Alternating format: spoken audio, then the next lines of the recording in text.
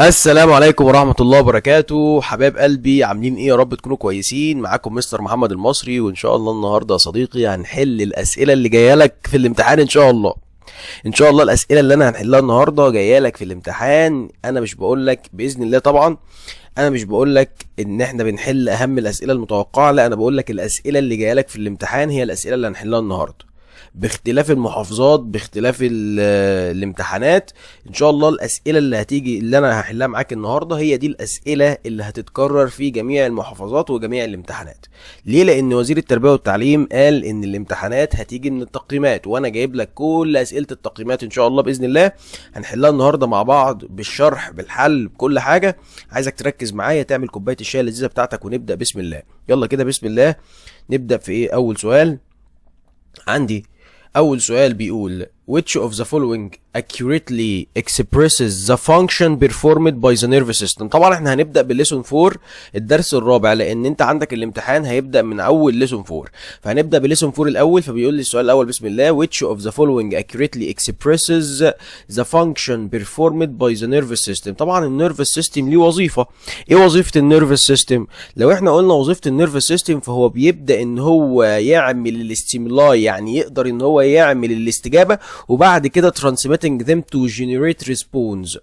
يبقى أنا هنا الإجابة عندي هتكون الإجابة دي processing the stimuli and transmitting them. بيبدأ إن هو ياخد الاستجابة أو ياخد الإشارة، بعد ما بيعمل الإشارة بيبدأ إن هو ينقلها علشان يبدأ إن هو يعمل generate responses أو يعمل الاستجابات بتاعته. اتفقنا؟ يبقى الإجابة بتاعتي الإجابة دي. السؤال نمبر 2 بيقول لي in the opposite figure what are the parts represent the central nervous system. طبعا هنا لو بصينا السنترال نيرفس سيستم بيتكون من حاجتين، بيتكون من البرين والسبينال كورد. طيب فين البرين؟ البرين عندي نمبر A والسبينال كورد نمبر D، يبقى الإجابة A و D، يبقى الإجابة نمبر D. اتفقنا؟ اتفقنا. السؤال نمبر 3 بيقول لي ايه؟ بيقول لي which of the following choices is applied to the peripheral and the central nervous system. طيب ايه وظيفه البريفرال نيرفس او السنترال نيرفس سيستم؟ طبعا ان هما الاثنين دول كونكتد مع بعض، متصلين مع بعض، بس البريفرال هو اللي بيوصل السنترال بالاذر اورجانز. تاني البريفرال سيستم هو عباره عن الاول نيرفس او النيرفس او الاعصاب كلها اللي موجوده في الجسم، فالبريفرال سيستم ده هو اللي بيوصل السنترال سيستم باي ذا اذر اورجانز. يبقى الاجابه سي اللي هي the peripheral system joins the central system by other organs، مش العكس طبعا. تمام. السؤال نمبر 4 بيقول لي the basic structural units of the nervous system. طبعا الستراكشر يونت بتاعت النيرفس سيستم حاجه اسمها نيرون، يبقى الاجابه ايه؟ بيقول لي the nervous cell is considered the fundamental unit in the formation of nervous system and its basic function is. طبعا النيرف سيل اهم فانكشن ليها ان هي بتوصل النيرف امبالس بتاعتي او الاشاره العصبيه بتاعتي، يبقى الاجابه بتاعتي الاجابه سي نيرف امبالس ترانسميشن. طب نخش على السؤال نمبر 6. بيقول لي ذا بيزك ريسبتيف يونت. الريسبتيف يونت ده اللي هو بيستقبل الاشاره في النيورال الكومبلكس نيورال نتورك. طبعا اللي بيستقبل الاشاره يا شباب كانت الدنتريتس. احنا عندنا النيرون كان بيتكون في البدايه عند السيل بادي، كان عنده دنتريتس، وكان في نهايه البادي بتاعه الناحيه الثانيه او كانت في نهايته من الناحيه الثانيه عنده حاجه اسمها اكسون تيرمينال اللي هو الديل بتاعه.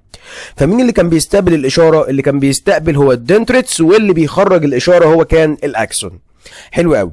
بيقول لي what is the part of nerve cell which transmits the nerve signal away from the cell body. طبعا احنا لسه قايلين مين اللي بيخرج السيجنال بره؟ هو الاكسون، يبقى الاجابه سي.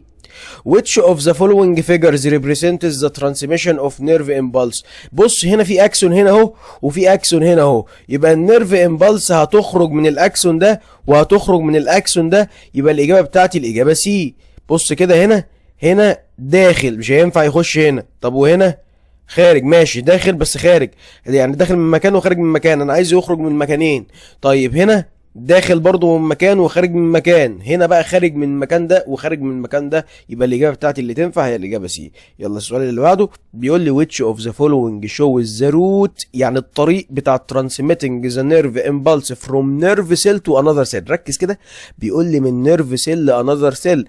خلي بالك ان السيل والانذر سيل بيرتبطوا مع بعض اول حاجه عند النيرف ending، وبعد كده التانية الانذر سيل هتكون عند الدنتريتس. يعني بص كده الاكسون اللي هو الديل ده، الديل بيكون مرتبط مع الدنتريتس بتاعت الانذر سيل، فالطريق بتاعي هيمشي من النيرف اندنج عشان يتصل مع بعض عند الدنتريتس بتاعت الانذر ايه، بتاعت الانذر سيل. يبقى الاجابه هنا نيرف اندنج بعد كده الدنتريتس، نيرف اندنج بعد كده الدنتريتس. طب لو جه قال لك الطريق في نفس السيل، الطريق في نفس السيل هيخش الاشاره من الدنتريتس وتخرج من الاند، من الاندنج، من النيرف اندنج اللي هي في الاخر.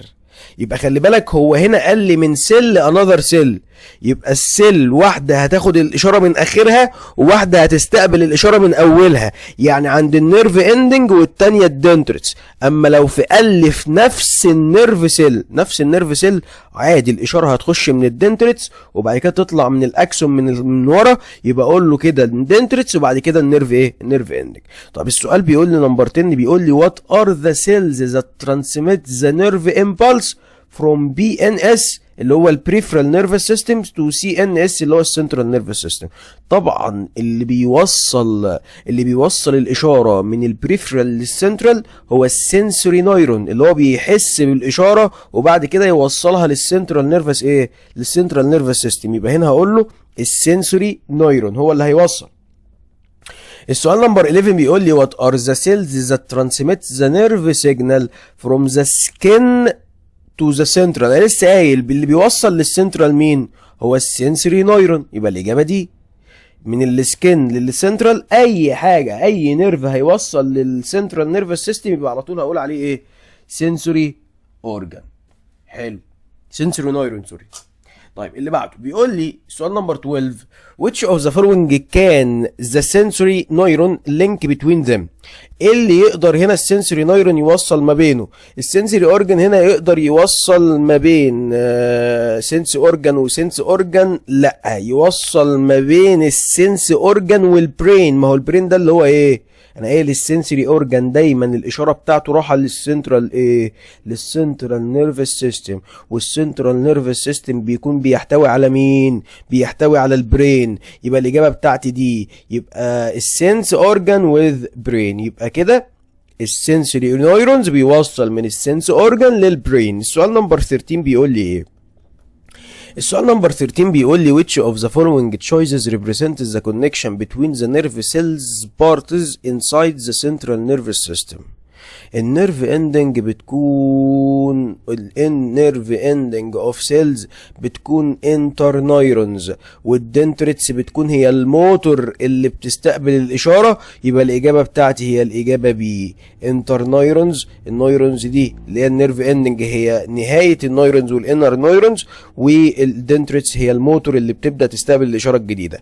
طب بيقول لي which of the following represents the state of polarization. اول ما يقول لك polarization علم مع نفسك كده على جنب ان هي الريستنج اللي هي الريست يعني. طيب البولاريزيشن ده بيكون لسه النيرف سيل او النيرون لسه ما استقبلش اي اشاره، بس بيكون مستعد ان هو يستقبل اي اشاره. طيب خلي بالك في حاله البولاريزيشن الجزء اللي بره بيكون بوزيتيف والجزء اللي جوه بيكون نيجاتيف. يبقى الاجابه هنا هتكون عندي الاجابه سي accumulation of positive charge outside والنيجاتيف تشارج بتكون inside. يبقى في حاله الريست بره السيل هيكون بوزيتيف وجوه السيل هيكون ايه، هيكون نيجاتيف. السؤال 15 بيقول لي what explains the importance of the resting potential in nerve cell. اللي بيشرح الريستنج بوتنشال طبعا هنا اللي بيشرح الريستنج بوتنشال ان الممبرين بيبقى مستعد ان هو يستقبل اي امبالس جديد. لسه قايل لك فوق في حاله الريست السيل بتاعتي بتكون مستعده انها تعمل ready to transmit، انها تستقبل اي امبالس ممكن تجي لها من بره. يبقى it keeps the membrane ready to transmit the impulse when stimuli occurs. اوكي يبقى الاجابه بتاعتي الاجابه بي في السؤال نمبر 15. السؤال اللي بعده بيقول لي which of the following expresses the concentration of ions outside the nerve cell membrane at rest. بص at rest بره السيل قلنا هيكون صوديوم وهيكون هاي فور صوديوم، وجوه السيل بيكون لو فور بوتاسيوم. يبقى الاجابه بتاعتي هنا هاي فور صوديوم، يعني الاجابه سي، هاي فور صوديوم ولو فور بوتاسيوم. لان انا قلت لك ان بره بوزيتيف وجوه نيجاتيف. بره عشان يكون بوزيتيف لازم يكون في بره هاي كونسنتريشن، يعني تركيز عالي. التركيز العالي هيخلي بره بوزيتيف، والتركيز القليل جوه هيخلي جوه نيجاتيف. طب مين اللي بره؟ اللي بره دايما بيكون الصوديوم وتركيزه عالي في حاله الريست، واللي جوه هيكون البوتاسيوم وتركيزه قليل. يبقى الاجابه عندي الاجابه ايه؟ الاجابه سي. في مشكله؟ ان شاء الله مفيش. السؤال اللي بعده بيقول لي if the large sized symbol of ion expresses the higher concentration. يعني بيقول لي ان السيمبل العالي ده بيمثل الهاير كونسنتريشن، والسمول سيمبل بيمثل الايه؟ اللو كونسنتريشن. طب وبعدين بيقول لي which of the following figure represents the membrane of nerve fiber rest. طيب اولا كده احنا قلنا ان الصوديوم بيكون بره وبره بيكون بوزيتيف. تعالى كده نشوف الصوديوم بره. المفروض الصوديوم بيكون اكتر بره. طب ما تيجي كده نشوف الصوديوم اكتر فين. هنا الحرف كابيتال اهو والبوتاسيوم سمول، يبقى الصوديوم اكتر وبره بوزيتيف. طب بص جوه البوتاسيوم هو اللي اكتر، وجوه ايه؟ وجوه نيجاتيف. يبقى كده صح، الصوديوم بره وبره بوزيتيف، البوتاسيوم جوه وجوه ايه؟ وجوه نيجاتيف. يبقى الاجابه بتاعتي الاجابه سي. اتفقنا يا صديقي. واللي بعده السؤال نمبر 18. السؤال نمبر 18 بيقول لي by analyzing the values of recorded in the opposite table في الجدول اللي قدامك ده they represent the concentration of their different element. طب بيقول لي inside the nerve cell membrane عندك 15 ملي مول، طبعا الاكس في عندك العنصر اكس جوه السيل بيكون 15، بره السيل 145. طب الزد جوه السيل بيكون 150، بره السيل بيكون 5. حلو. ده في حاله الايه؟ ده في حاله الايه؟ تعالى كده نشوف. بيقول لي what would the ion x and z في حاله الريست. في حاله الريست بره صوديوم جوه بوتاسيوم، بره صوديوم جوه بوتاسيوم. يبقى العنصر اللي عندي هنا هقول له ان الاكس بص جوه قليل، وانا المفروض عندي جوه بوتاسيوم. يبقى الصوديوم هو العنصر اكس، والواي عشان بره قليل يبقى هو عنصر البوتاسيوم. يبقى انا كده الصوديوم قليل جوه بس اكتر بره، اما البوتاسيوم جوه كتير بره قليل. يبقى الاجابه عندي هتكون العنصر اكس هو الصوديوم والعنصر زد هو البوتاسيوم. هي الاجابه بتاعتي الاجابه دي. السؤال نمبر 19 بيقول لي which of the following leads to resting potential of the neuron. resting ايه اللي بيخلي عندي resting؟ بيقول لي هل في equal distribution، توزيع متساوي ما بين الايونز جوه وبره؟ لا، التوزيع لا متساوي، مش هيبقى فيه electric potential اصلا. التوزيع مش متساوي، انا قلت لك بره اكتر فعشان كده بره بوزيتيف. التوزيع بره اكتر وجوه قليل عشان كده جوه ايه؟ جوه نيجاتيف. يبقى اول الاجابه دي غلط. بيقول لي the membrane selective permeability to ions. الممبرين بيختار ايه اللي يعديه وايه اللي ما يعديهوش، علشان كده مخلي بره بوزيتيف وجوه ايه؟ نيجاتيف. يبقى الممبرين هو اللي بيعمل سيلكتيف بريمابيليتي، هو اللي بيخلي النفاذيه بتاعته ايه؟ هو اللي بيخلي النفاذيه بتاعته مختاره، يقدر يعدي مين ويقدر ما يعديش مين. السؤال نمبر 20 بيقول لي which of the following figure represents the action of sodium potassium pump. خلي بالك ان اللي بيعمل صوديوم بوتاسيوم بامب هو الاي تي بي. الاي تي بي كان بيطلع 3 صوديوم و2 بوتاسيوم، والصوديوم كان بيطلع بره والبوتاسيوم كان بيخش جوه السيل. يبقى الاجابه بتاعتي هتكون الاجابه دي. بص كده، بره طلعت 3 صوديوم وجوه 2 بوتاسيوم. الاي تي بي بيطلع دايما 3 صوديوم و2 بوتاسيوم. كل واحد اي تي بي بيعمل بامبنج لل3 صوديوم واثنين بوتاسيوم. الاجابه عندي، وطبعا البوتاسيوم جوه والصوديوم بره. يبقى الاجابه بتاعتي الاجابه دي. السؤال نمبر 21 بيقول لي which of the following. طبعا انا عارف ان في رتم عندي سريع، لان لسه الدروس كتير جدا وانا عايز اخلص لك بسرعه. انا عايزك لو انت عندك الامتحان بكره ان شاء الله تلحق ان انت تلم الدنيا بسرعه. ولو عايز الشيت ده بي دي اف، لان الحصه دي نازله على اليوتيوب وطلبه المنصه كلها طبعا هتشوف الحصه دي. لو عايز الشيت ده على بي دي اف ممكن هتلاقي الرقم بتاعنا موجود تحت. الرقم ده تقدر ان انت تشوف الشيت من عليه او تاخد الشيت من عليه ان شاء الله باذن الله. طبعا انت ممكن تسالنا على مراجعه الانقاذ. مراجعه الانقاذ دي هتكون مراجعه على المنهج بالكامل، هتكون في حل امتحانات شامله، وان شاء الله المراجعه دي هتفيدك جدا جدا جدا. ممكن تسالنا عليها برضو في الرقم الموجود عندك تحت. السؤال نمبر 21 بيقول لي which of the following statements explain why the sodium potassium pump requires energy. هو ليه الصوديوم والبوتاسيوم requires energy؟ لان الصوديوم والبوتاسيوم اللي يخليني افهم ان هم required energy ان هم بيتحركوا against concentration gradient. يعني ايه يا مستر؟ يعني بيتحركوا عكس بعض، واحد بيمشي يمين واحد بيخش. ما طبعا البوتاسيوم جوه والصوديوم بره، فالصوديوم عايز يخش جوه والبوتاسيوم عايز يطلع بره، فالاتنين بيتحركوا عكس بعض. وجرادينت معناها تدريجيا. تدريجيا معنى كده ان في اي تي بي بيتحكم فيهم. الاي تي بي ده اللي هو الايه؟ الطاقه، اللي هو مصدر الطاقه اللي احنا اصلا كنا واخدينه في الجزء الاول من المنهج. يبقى كده هقول له as it moves ions against concentration gradient. gradient يعني ايه؟ تدريجيا تدريجيا. طيب السؤال نمبر كام؟ السؤال نمبر 22. طيب السؤال نمبر 22 بيقول لي ايه؟ What is the correct ratio of ion exchange across the sodium potassium pump per ATP؟ انا قلت ان الاي تي بي بيطلع كام؟ بيطلع 3 صوديوم ويطلع 2 بوتاسيوم. يبقى الاجابه بتاعتي الاجابه ايه؟ على طول يلا اهو. طيب اسئله بتتكرر، افكار بتتكرر، ولكن بنفس يعني بيغير لك السؤال، ولكن الافكار هي بتتكرر. بيقول لك during depolarization. هنا بقى في حاله الديبولاريزيشن انا بدات ان انا استقبل امبالس. انا هنا غيرت حاله الريستنج. طيب بيقول لك تشارج الريفيرسد بيكوز ايه؟ طبعا التشارج ريفيرسد لان الصوديوم، هل النيجاتيف بروتين؟ مفيش بروتين. هل نيوكليوس ستوبس؟ ماليش دعوه بالنيوكليوس. هل الصوديوم بومب ستوب؟ لا الصوديوم بومب ما بيستوبش. يبقى البوزيتيف ايه؟ البوزيتيف صوديوم هيبدا يتحرك جوه السيل والبوتاسيوم هيبدا يطلع بره السيل، فيخلي جوه بوزيتيف وبره نيجاتيف. يا مستر تاني، انا بره كان في حاله الريستنج كان بره بوزيتيف وجوه نيجاتيف. طيب في حاله الديبولاريزيشن لما استقبلت امبالس او اشاره خلت جوه التشانل بتاعت الان ايه اتفتحت، فالصوديوم بدا يخش جوه، فالصوديوم خلى جوه بوزيتيف وبره ايه؟ وبره نيجاتيف. السؤال نمبر 24 بيقول لي the ion channels that open first when the sufficient stimuli arrives it. مين اللي بيفتح الاول؟ هقول له الصوديوم. ايه طبعا الصوديوم، لسه قايل لك الصوديوم تشانل. بص الافكار بتتكرر هي الصوديوم تشانل بتفتح عشان الصوديوم يخش جوه. السؤال نمبر 25 بيقول لي during depolarization the membrane potential.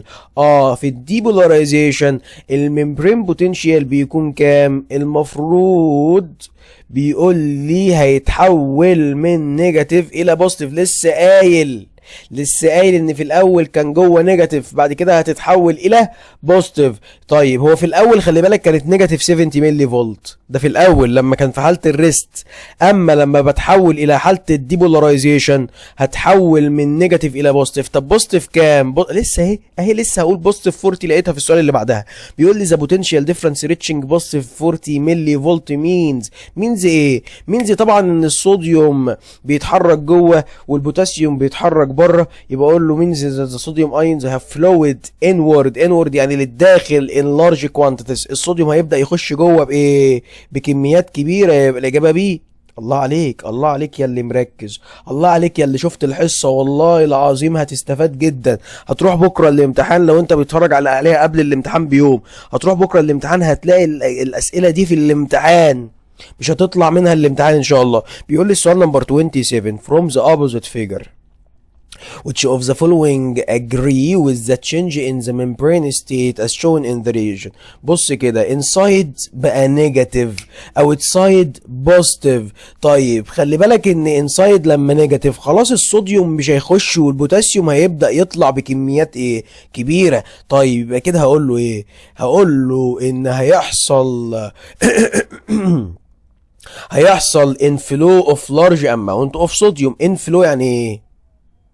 طبعا بدل فلويد هيبقى انفلو، يعني خلاص الصوديوم هيبدا يخش، هيبدا ان هو ايه، هيبدا ان هو ما يخشش بنسبه كبيره، عشان كده بره جوه هيبقى بوزيتيف سوري، بره هيبقى بوزيتيف وجوه هيكون نيجاتيف، عشان الصوديوم وقف، الصوديوم ما بقاش يخش كتير، يبقى يحصل انفلو اوف لارج اماونت اوف صوديوم. اللارج اماونت اوف صوديوم اللي كانت بتخش هتبدا ان يحصل لها انفلو. يعني ايه انفلو؟ يعني خلاص مش هتخش. طيب السؤال نمبر 20 بيقول لي during repolarization. ريبولاريزيشن يعني انا كده راجع لحاله الريستنج تاني. وات هابن؟ الصوديوم هيخش سيل؟ لا طبعا. الريبولاريزيشن خلاص الصوديوم مش هيخش، الصوديوم بيخش في الديبولاريزيشن، اما دي الريبولاريزيشن. طب الصوديوم بوتاسيوم بومب ستوب؟ لا. البوتاسيوم ايونز اكزيست ذا سيل؟ البوتاسيوم هو اللي هيخرج بره ليه؟ بره السيل. يبقى الاجابه بتاعتي الاجابه ايه؟ الاجابه بي، البوتاسيوم هيطلع بره.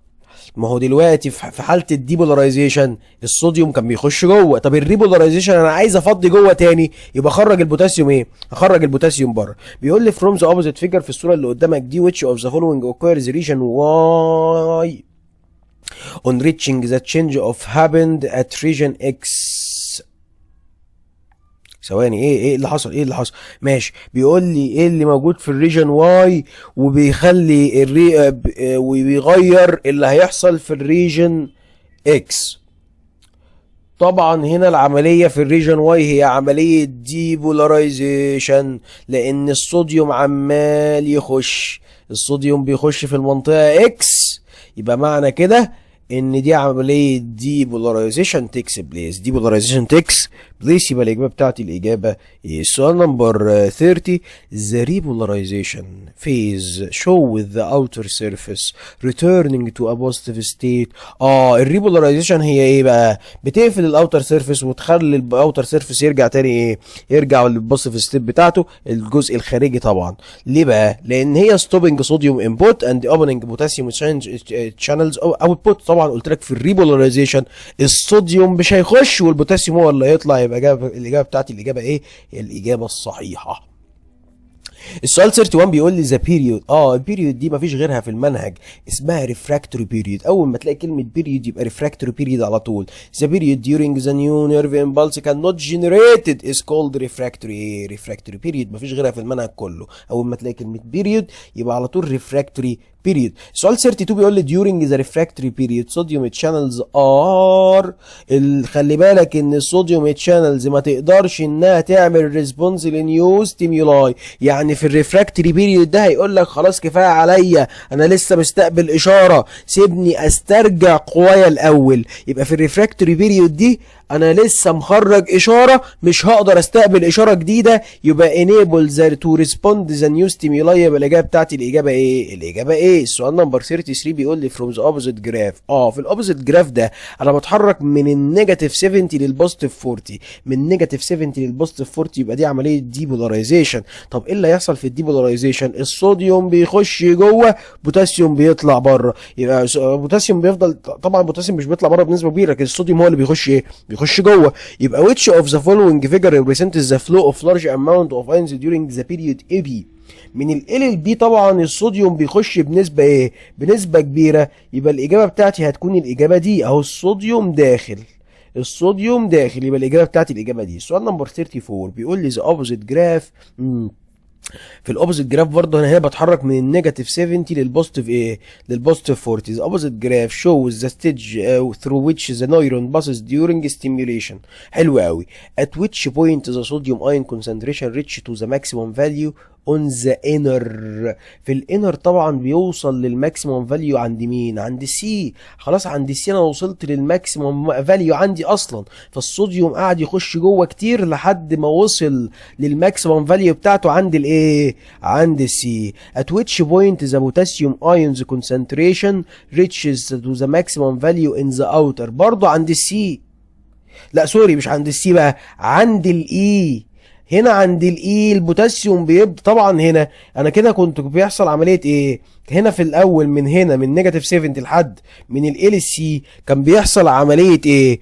دي بولاريزيشن. اما من السي للاي كان بيحصل ريبولاريزيشن. فالريبولاريزيشن اللي هي العمليه الثانيه، قلت ان البوتاسيوم هو اللي بيطلع والصوديوم بيبطل يخش. طب البوتاسيوم هيطلع اكتر حاجه فين؟ عند اخر نقطه اللي هي النقطه ايه؟ النقطه ايه. يبقى هنا الاجابه بتاعتي هتكون الاجابه دي. اوكي.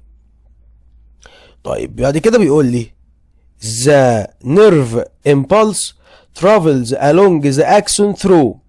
طبعا النيرف امبالس بيخش عن طريق بيخرج او بيمشي من عن طريق الاكسون، عن طريق ان هو بيعمل successive series of depolarization and repolarization. successive، بص خلي بالك ان انت عندك عمليه الديبولاريزيشن مش بتحصل مره واحده، دي بتحصل وبعد ما النيرف سيل تخرج الاشاره بتعدي بحاجه اسمها ريفراكتوري بيريد اللي انا قلت لك عليها، بعد يعني وبتعمل عمليه ريبولاريزيشن، بعدها ديبولاريزيشن، بعدها ريبولاريزيشن. يبقى كده عملت سلاسل من الديبولاريزيشن والريبولاريزيشن. يبقى الاجابه بتاعتي الاجابه بي. وخلي بالك ان انت لما بتيجي تتوجع وجع كده بتحس ساعات ان الوجع ده بينبض ليه؟ لان الاشاره عماله تروح وتيجي ديبولاريزيشن ريبولاريزيشن ورا بعض بقى. تمام. السؤال 36 بيقول لي in the following figure when stimulating this nerve cell at point. بص كده معايا in the following figure when stimulating this nerve a cell at point. طبعا الستيميوليتنج الاستجابه هتكون عند البوينت عند البوينت اكس اللي هي بدايه الدنتريتس. طيب ثواني، لا هو هنا بيقول لي ايه؟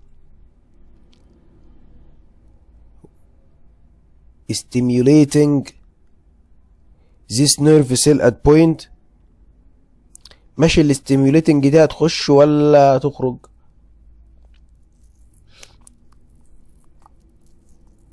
ماشي، هو الاستيميول ثواني، السؤال تحت اصلا. ماشي سوري. لما يوصل الستيميوليتنج للنيرف سيل دي بيقول لي through which of the following points the nerve impulse transmits to the neighboring nerve cell. طبعا عشان اوصل النيرف امبالس للنيبورنج اللي هي للنيرف سيل اللي جنبها، طبعا هتخرج عن طريق مين؟ البوينت اللي هتخرج عن طريق الزد دي اللي هو الاكسون ده اللي هيوصل مع النايبورنج نيرف سيل اللي هي الجاره او الخليه اللي جنبها على طول. بيقول لي 37 بيقول لي which of the following represents the different neuron in the synapse. synapse دي معناها المشبك العصبي between the neuron and the muscle fiber. طبعا اللي which efferent neuron synapse between neuron and the muscle fiber. اوكي ما بين الماسل فايبر والنيرون والماسل فايبر. النيرون بيوصل للماسل فايبر، ده بيكون موتور يعني بيوصل له الاشاره، الاستجابه او الريسبونس. الاستجابه بتكون جايه من البرين، البرين ده اللي هو الايه؟ البرين ده اللي هو العقل. ايه الهبل ده؟ البرين ده اللي هو العقل. طيب البرين بيبدا يوصل الاشاره عن طريق حاجه اسمها موتور نيرون. النيرون ده بعد كده هيوصل للمنطقه اللي عايز يحصل فيها الاستجابه زي الماسل فايبر مثلا، زي خليه العضلات. يبقى لما النيرون يروح للماسل فايبر فالنيرون ده نوعه موتور نيرون. السؤال نمبر 38 بيقول لي the complexity of brain functions compared to the spinal cord is due to the cells such as. مثلا عندي خليه في المخ اسمها بوركينجي. خليه البوركينجي دي بتقدر تاخد ماسيف ساينابسز، عندها مشابك عصبيه كلها متصله بيها، يعني يقدر يوصل لها آلاف الاشارات في نفس الوقت. بيوصل ل 200,000 اشاره تقدر توصل لمنطقه البوركينجي سيل اللي موجوده فين؟ اللي موجوده في الممبرين. يبقى الاجابه بتاعتي الاجابه بي. خلي بالك ان البوركينجي دي منطقه موجوده في البرين بتقدر يكون عندها ساينابسز او عندها مشابك عصبيه كتيره جدا جدا جدا. السؤال نمبر 39 بيقول لي ايه؟ السؤال نمبر 39 بيقول لي the difference between regular neuron and Purkinje cell lays in البوركينجي. طبعا الريجولار نيرون والبوركينجي سيل الاتنين مع بعض هيتوصلوا مع بعض، قلنا بايه؟ بساينابسز، يعني مشابك عصبيه، يبقى مرتبطين مع بعض بنمبر اوف نيرون ساينابسز، يعني مشابك عصبيه. The Purkinje cell which can receive hundreds of thousands of synapses demonstrates that. طبعا هنا بيقول لي ان الخليه دي زي ما قلت لك بتقدر تستقبل آلاف الاشارات في نفس الوقت. طيب ده معناه ايه؟ معناه ان النيرفس سيستم از interconnected network that transmit information quickly and accurately. بيقول لي ايه بقى؟ بيقول لي ان النيرفس سيستم مش متوصل بيقدر يوصل آلاف الإشارات information quickly بسرعة جدا accurately يعني بدقة جدا. السؤال نمبر 41. اوعى تكون زهقت، اوعى تكون زهقت، اعمل كوباية الشاي خلصت تعمل كوباية شاي غيرها، عادي عادي جدا. احنا لسه بنحل على ليسون 1 بس، لازم نحل. طبعا لازم تشوف اشكال الاسئلة. على فكرة انت لو حضرتك مش مذاكر من اول الترم وحفظت بس البي دي اف ده بس، لو انت حفظته والله والله والله باذن الله تقفل الامتحان بكره. بس لو انت حضرتك عايز تتعب شويه، ما حضرتك ما تعبتش في الاول، حضرتك ما ذاكرتش في الاول، فلازم حضرتك تتعب في الاخر. ما هو انت لازم تعمل حاجه. تمام.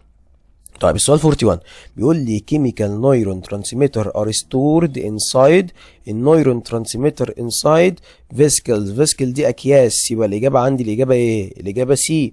طيب عندي حاجه اسمها نيورون ترانسميتر بتكون موجوده في vesicles اكياس. السؤال نمبر 42 what is the main function of neuron transmitter in the synapse؟ طبعا النيورون ترانسميتر وظيفتها انها تعمل ترانسميتنج، من اسمها ترانسميتر يعني بتعمل ترانسميتنج ذا سيجنال بتوين تو سيلز. يبقى الاجابه سي. بيقول لي the minute space separating two neuron is called اللي بيفصل two neurons عن بعض اسمه في منطقة كده space، المنطقة دي اسمها ايه؟ اسمها synaptic cleft. دي المنطقة الفاصلة، بتكون space فارغة كده بتوصل ما بين التو neurons. السؤال نمبر 44 بيقول لي mechanical factor responsible for moving vesicles toward the synaptic membrane. خلي بالك بقى ان اللي بيخلي الصوت الفيسكلز تتفتح ويبدأ ان هو يحرك الاشارة العصبية هو الكالسيوم ايونز، لان اول لما الاشاره بتوصل بيفتح قنوات في الممبرين كده، الممبرين بيفتح قنوات يدخل منها الكالسيوم بيبدا يفتح الفيسكلز او الاكياس، والاكياس بيطلع منها النيورون ترانسميتر بقى بتبدا ان هي تطلع بره وتبدا ان هي تنقل الاشاره. بيقول لي which of the following occurs immediately after nerve impulse reaches the terminal lobes. طيب اول لما النيرف امبالس توصل، اول لما الاشاره العصبيه بتوصل، ايه اللي بيحصل؟ زي ما قلت لك لسه قايل لك ان الكالسيوم انترز، الكالسيوم هيبدا يخش ويبدا ان هو يعمل فيسكلز فيوز، يفتح الاكياس بتاعت الفيسكلز. والله انا لسه قايلها في السؤال اللي قبلها ولقيتها في السؤال اللي بعدها. تمام. السؤال نمبر 46 بيقول لي ايه؟ بيقول لي كالسيوم ايونز ان ذا سايناباتيك اريا اكت از الكالسيوم ايونز ان ذا سايناباتيك اريا اكت از ايه؟ طيب الكالسيوم ايونز هنا زي ما قلت لك ان هو بيعمل على انه بيفتح الاكياس بتاعه الفيسكلز، فعشان كده بيخلي الكيميكال ترانسميتر from release from the vesicles. يبقى اقول له اهو، يبقى الإجابة دي بيقول لي substance that release chemical transmitter from vesicles. الفيسكلز دي اللي هي الأكياس مين اللي بيفتحها؟ هو الكالسيوم ايونز. السؤال 47 بيقول لي if the substance that blocks the calcium channels in the nerve ending is injected the result will be ايه؟ بيقول لي if the substance that blocks the calcium channels دي if the nerve end is injected the result will be ايه؟ خلي بالك ان الكالسيوم، لو الكالسيوم تشانلز دي اتقفلت ايه اللي هيحصل؟ لو الكالسيوم تشانلز اتقفلت، ثواني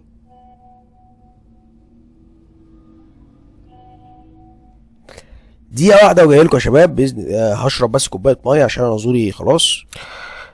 نكمل يا صديقي. بيقول لي السؤال 47 تاني، بيقول if a substance that blocks a calcium channels of the nerve ending is injected blocks. طبعا بلوكس دي يعني اتقفلت.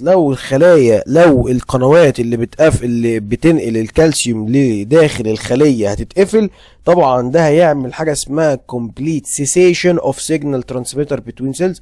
يعني معنى كده ان الخلايا هتتوقف انتقال السيجنال او الاشارات، هتتوقف تماما، لان الكالسيوم هو اللي بيفتح الفيسكلز او الاكياس اللي فيها النيورون ترانسميتر. معنى ان الكالسيوم ما يخشش يعني النيورون ترانسميتر مش هتطلع من الاكياس. معنى كده ايه؟ معنى كده ان الاشارات مش هتتحرك، هيتوقف انتقال الاشارات. السؤال نمبر 48 بيقول لي ايه؟ السؤال نمبر 48 بيقول لي the nerve impulse is transmitted across the synaptic cleft. طبعا هنا النيرف امبالس بينقل ايه اثناء السيناباتيك كليفت باي طبعا بينقل اكروس ذا سيناباتيك كليفت عن طريق كيميكال سبستانس، مواد كيميائيه كده اللي هي النيورون ترانسميتر بتنتقل جوه السيناباتيك كليفت اللي هي المنطقه الفاضيه او السبيس الفاضيه اللي عندي. بعد كده السؤال نمبر 49 بيقول لي اسيتوكولاين كوزز. الاسيتوكولاين ده نوع من انواع النيورون ترانسميتر، طبعا والنيورون ترانسميتر ده هو اللي بيعمل ايه؟ ترانسميشن، ما هو من اسمه نيورون ترانسميتر يعني ترانسميشن. ذا ترانسميشن اوف ذا نيرف امبالس ثرو ذا سيناباتيك. يبقى الاسيتوكولاين دي افتكر ان هو نوع من انواع الايه؟ النيورون ترانسميتر. السؤال نمبر 50 بيقول لي ذا بيندنج اوف نيورون ترانسميتر تو ريسبتورز ليدز تو. طبعا النيورون ترانسميتر لما بيتقابل مع ريسبتورز، الريسبتورز دي اللي هي المستقبلات المستقبلات دي اللي بيستقبلوا الاشاره، فده هيعمل generating new nerve impulse in the post synaptic cell. البوست دي اللي هي ايه البوست synaptic cell دي؟ اللي هي الخليه اللي بتستقبل، هي اللي عندها الريسبتورز، وهتبدا بقى ان النيرف امبالس تنتقل ليها فيتكون فيها نيو نيرف امبالس. السؤال نمبر 51 بيقول لي ايه؟ بيقول لي the presence of receptors only in the post synaptic membrane explains. البريسنس وجود الريسبتورز ده بيعمل ايه؟ بيعمل transmission of the impulse in one direction، لان الريسبتور موجوده في one direction، يعني موجوده في الخليه اللي عايزه تستقبل الاشاره. هنا فيها ريسبتور او مستقبلات. هنا ايه المستقبلات دي؟ بتخلي الاشاره بتاعتي transmission of the impulse in one direction. بعد كده عندي كولينستريز. معلش انا عندي بقى ايه؟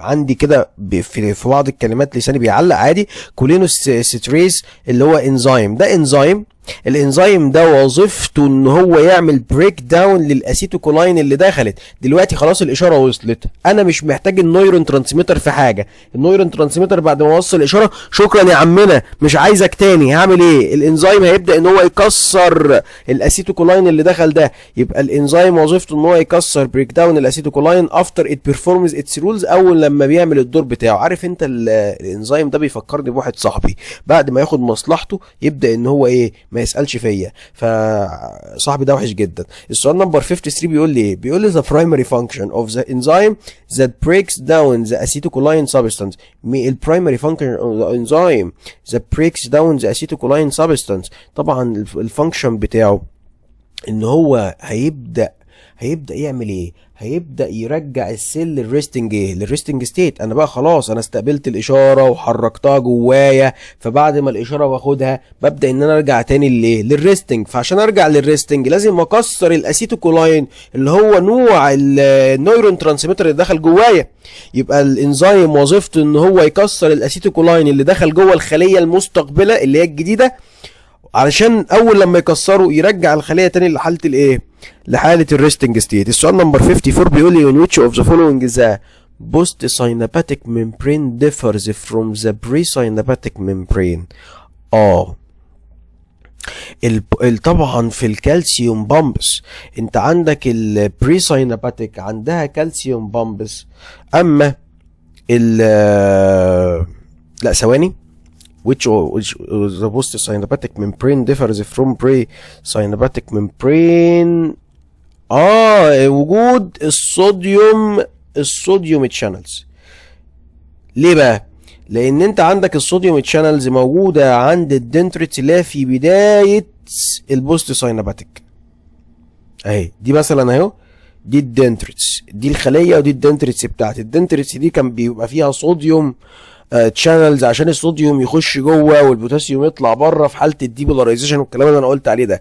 يبقى الكلام ده موجود في البوست سايناباتيك مش موجود في البري سايناباتيك. البري سايناباتيك دي اللي هي بتوصل، يعني ده عند الاكسون، والاكسون ما عندوش صوديوم وبوتاسيوم والكلام ده، عنده كالسيوم بس. اما البوست سايناباتيك هو اللي عنده قنوات للبوتاسيوم وقنوات لمين؟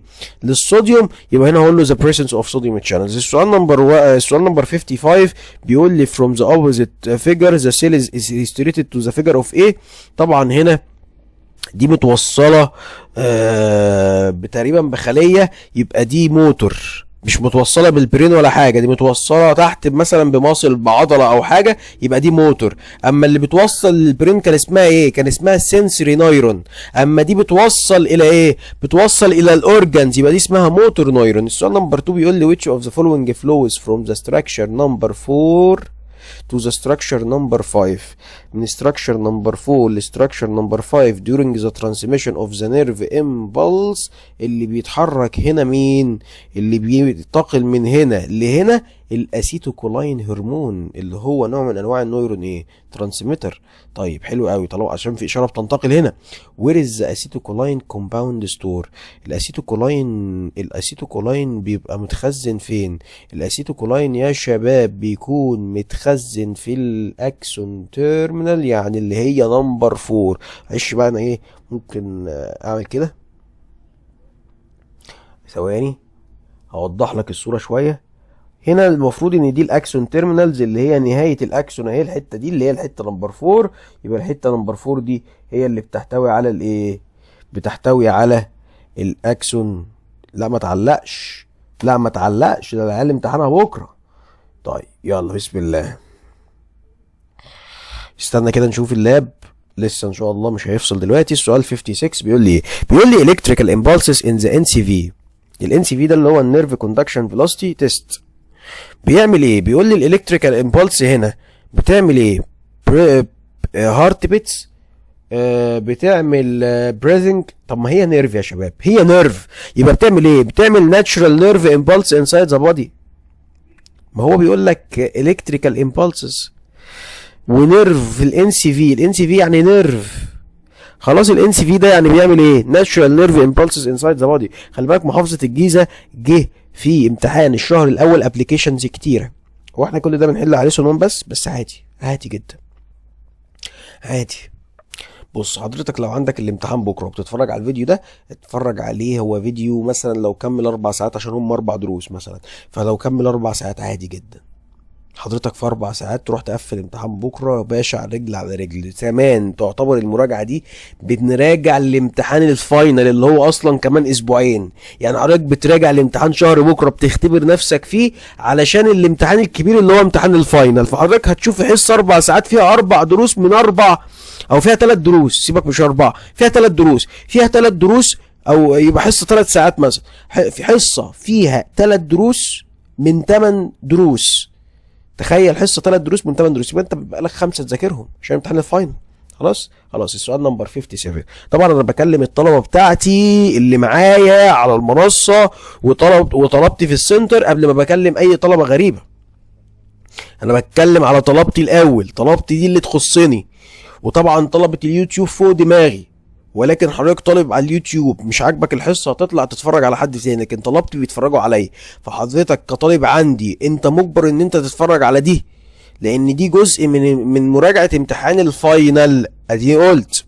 طيب السؤال نمبر 57 بيقول لي ان if an NCV nerve conduction velocity test shows extreme slowness in signal transmission, the physician may conclude. الفيزيكان ده اللي هو ايه؟ اللي هو عالم الفيزياء. يعني عالم الفيزياء ده بدأ ان هو كونكلود ايه؟ ان النيرف ديس اوردر اور دامج.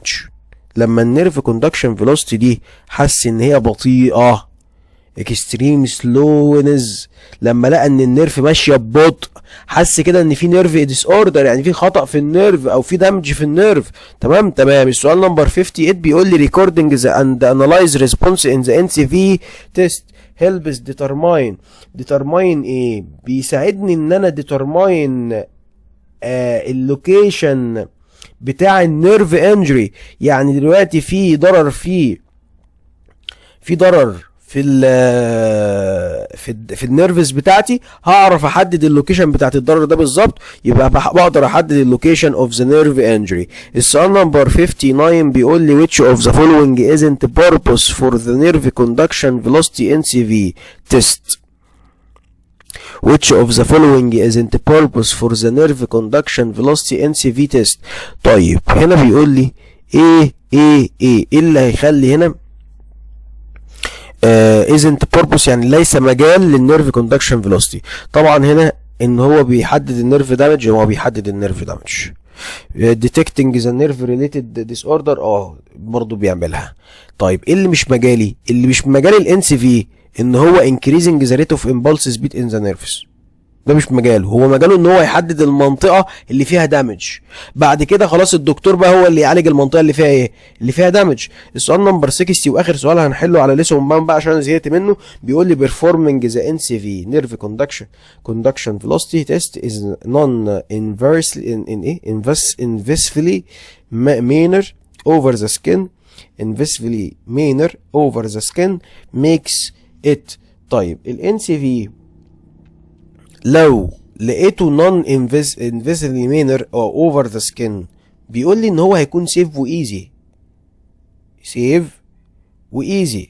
يبقى الاجابه هنا safe and easy for assessing nerve functions. يعني هنا مش هيكون مضر طالما هو فوق الايه، فوق الجلد over the skin makes it safe and easy. يعني ال NCV كده safe، مش لان ال NCV بيطلع impulse او بيطلع اشاره، فالاشاره دي مش هتكون مضره لان هي فوق الايه، فوق الجلد. اتفقنا يا صديقي. اخد بريك بقى بسرعه كده وارجع تاني اشرح لك الجزء التاني اللي هو ليسون 5. اتفقنا استناني. نبدا ان شاء الله في ليسون 5. يلا كده بسم الله. ليسون 5 بقى ده موضوع جديد خالص. يلا بيقول لي طبعا كان بيكلمني عن النانو تكنولوجي، فبيقول لي why is the nanotechnology considered revolution in human interaction with the biosphere. طبعا النانو تكنولوجي بتتعامل مع الماتر في الليفل بتاع الاتومز والموليكيولز. يبقى اقول له due to the ability to observe and control matter at the level of the atoms and the molecules. طب الاجابه السؤال نمبر 2 بيقول له which of the following represents the most accurate explanation for the term of nanotechnology. طبعا النانو تكنولوجي هو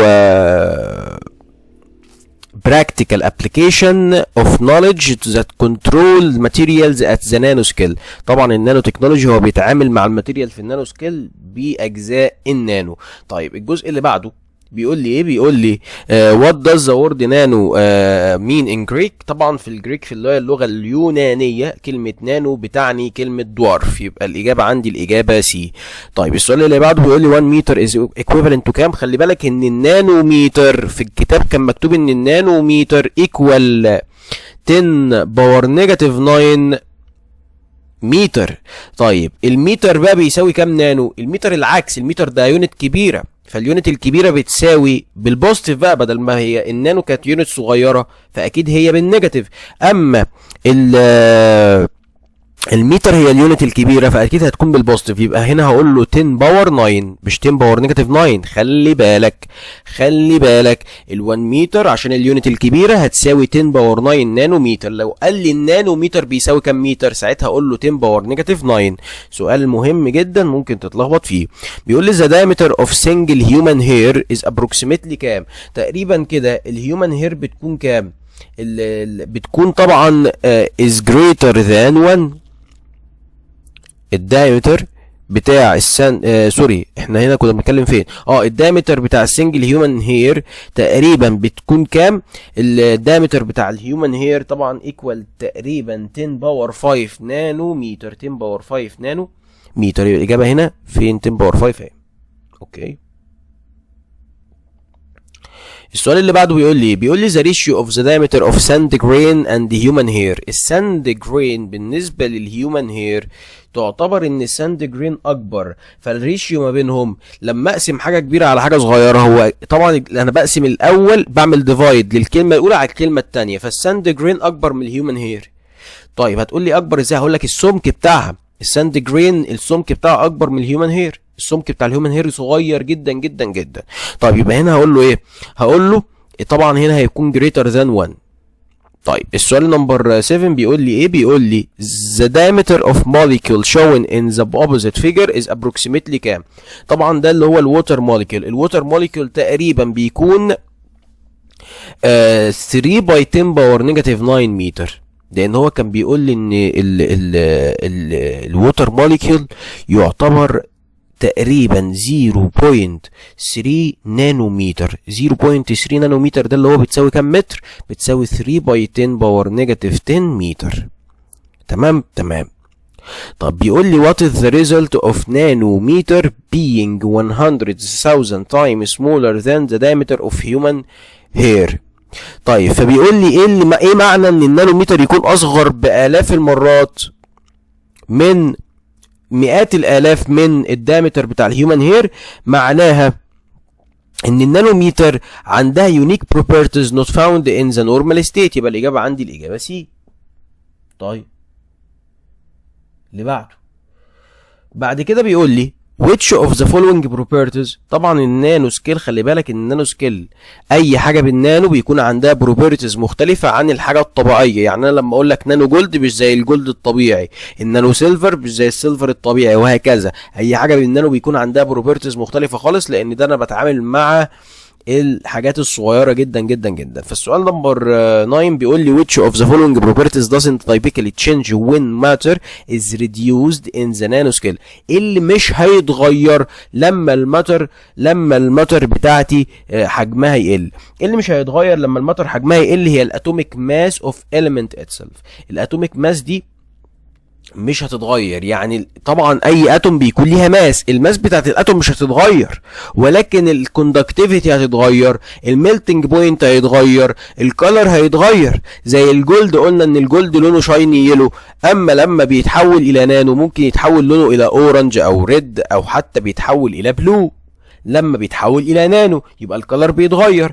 يبقى ايه اللي مش هيتغير؟ الحاجه الوحيده اللي مش هتتغير عندي هنا هي الاتوميك ماس. السؤال نمبر 10 بيقول لي when an amount of substance is divided into particles of او on the nanoscale which of the following properties remain constant. مين في دول بيفضل ثابت حتى لو حولت الى نانو سكيل؟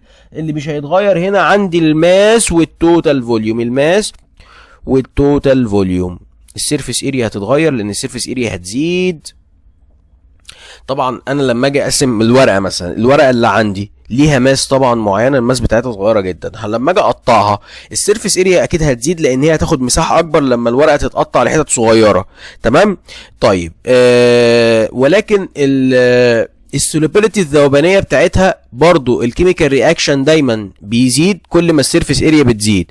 حلو. الكوندكتيفيتي اللي هتتغير، الهاردنس هيتغير. اما الماس لو انا جبت الورقه هي القطع اللي هي الورقه اللي انا قسمتها مليون حته دي، جيت حطيتها هلاقي الماس بتاعتها ثابته. يبقى الماس مش هتتغير والفوليوم النهائي كله مش هيتغير. السؤال نمبر 11 بيقول لي the change in material properties at the nanoscale is due to main factors which are. ايه الحاجتين اللي بيغيروا الماتيريال بروبرتيز عندي؟ اللي بيغيروا الماتيريال بروبرتيز هو الانكريز اوف ذا ريشيو اوف ذا سيرفيس اريا. انا قلت لك اول لما الحاجه تتكسر السيرفيس اريا بتاعتها بتزيد، يبقى انكريزنج ان ذا ريشيو اوف ذا سيرفيس اريا تو فوليوم اند كوانتم افكتس. طبعا احنا عندنا حاجتين بيأثروا على النانو اللي هم السيرفيس اريا والكوانتم افكت. السؤال نمبر 12 بيقول لي the properties of matter changes at the nanoscale compared its properties to the normal size due to ايه؟ طبعا due to increase in the ratio of the surface area. قلت لك ان السيرفيس اريا بتاعتي بتتغير طبعا، فالسيرفيس اريا هتزيد لان السيرفيس اريا increase the ratio of the surface area to volume. السؤال نمبر 13 بيقول لي when matter is fragmented، يعني فتتها and the relationship between the surface area and the volume shows. طبعا هنا الريليشن بتاعتي هتكون الفوليوم decrease and the surface area increase. الفوليوم بتاع الاجزاء بتاعتي هتصغر اما الاريا بتاعتي هتزيد. السؤال نمبر 14 بيقول لي ايه؟ السؤال نمبر 14 بيقول لي which of the following occurs to the number of particles and the total volume of crystallized mass of salt on grinding يعني ايه؟ طبعا طحنتهم respectively. اللي هيحصل للنمبر of particles، النمبر of particles هيحصل له ايه؟ النمبر of particles هيحصل له increase، اما التوتال فوليوم هيفضل constant. يبقى التوتال فوليوم constant اما النمبر of particles هيحصل له ايه؟ increase لان انا كسرتها. طب السؤال نمبر 15 بيقول لي which of the following represents the change that occurred in the surface area and the total volume of a cube. قلت لك ان التوتال فوليوم بيفضل ثابت اما السيرفيس اريا بيحصل لها increase when being divided into particles. هقول له كده the surface area increase and the volume remains. التوتال فوليوم طبعا remains ايه constant، يبقى الاجابه بتاعتي الاجابه دي السيرفيس اريا increase، اما الفوليوم التوتال فوليوم remains constant هيفضل ثابت. السؤال نمبر 16 بيقول لي which of the following choices is in the table is correct when comparing a mass of grinded او powdered sugar to the same mass of sugar cube. يعني عندي ماس شوجر متقطع متكسر وعندي شوجر عبارة عن كيوب. طبعا الشوجر بيكون الشوجر اللي هو الجريندد ده او الباودر ده اللي هو بيكون عنده طبعا فاستر ديسوليوشن، والشوجر تيوب عنده سلور ديسوليوشن. يبقى الاجابه بتاعتي هتكون الاجابه ايه. طبعا ده هيدوب بسرعه، اللي متكسر هيدوب بسرعه يبقى فاستر ديسوليوشن، واللي مش متكسر هيدوب ببطء. السؤال نمبر 17 بيقول لي the opposite figure shows two test tube A and B where tube A contains a cube of salt. يعني عندك مكعب ملح كامل، الماس بتاعته is 5 جرام in a certain amount of water and the tube B contains the same amount. عندها نفس الكميه من الملح بس باودر يعني متكسر. طيب فبيقول لي ايه بقى ايه اللي هيحصل، ايه من الجمل دي كوريكت؟ لو احنا قرينا الجمل كلها هنلاقي ان الجمله رقم 2 هي اللي صح. the dissolution rate of the salt in tube B greater than. طبعا الذوبان بتاع الملح في التيوب B هيكون اسرع وجريتر ذان من التيوب ايه، من التيوب A، لان هنا ده متكسر وده لا. السؤال نمبر 18 بيقول لي if the number of atoms exposed for reaction on the surface of a nanomaterial increase. كل ما النمبر of atoms increase كل ما يحصل انكريس في الكيميكال اكتيفيتي، يبقى الاجابه عندي هتكون الاجابه بي، هيحصل انكريس في الكيميكال اكتيفيتي، يبقى الاجابه بتاعتي الاجابه بي. السؤال نمبر 19 بيقول لي كوانتم افكت ان ماتيريال ابير وين. هو امتى الكوانتم افكت بيظهر عندي؟ بيظهر لما الدايمنشنز اوف ماتيريال بارتكلز تعتبر comparable to the wavelengths associated to the electron motion. لما تكون معرضه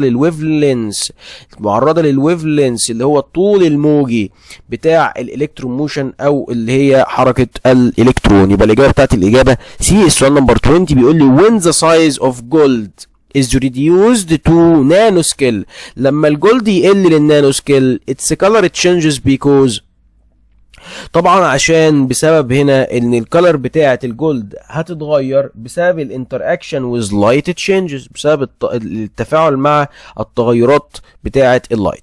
السؤال نمبر 21 بيقول لي gold may be found on the nanoscale in all of the following colors except. طبعا كلهم ينفعوا ما عدا اليلو. قلت لك ينفع يبقى ريد، ينفع يبقى اورنج، ينفع يبقى بلو ما عدا اليلو. السؤال نمبر 22 بيقول لي ايه؟ السؤال نمبر 22 بيقول لي the hardness of copper increase at the nanoscale as a result of. طبعا الهاردنس بيزيد بتاع الكبر بسبب الانكريز in the ratio of the surface area to volume. السيرفيس اريا بتزيد فالكبر اكيد هيكون اقوى شويه.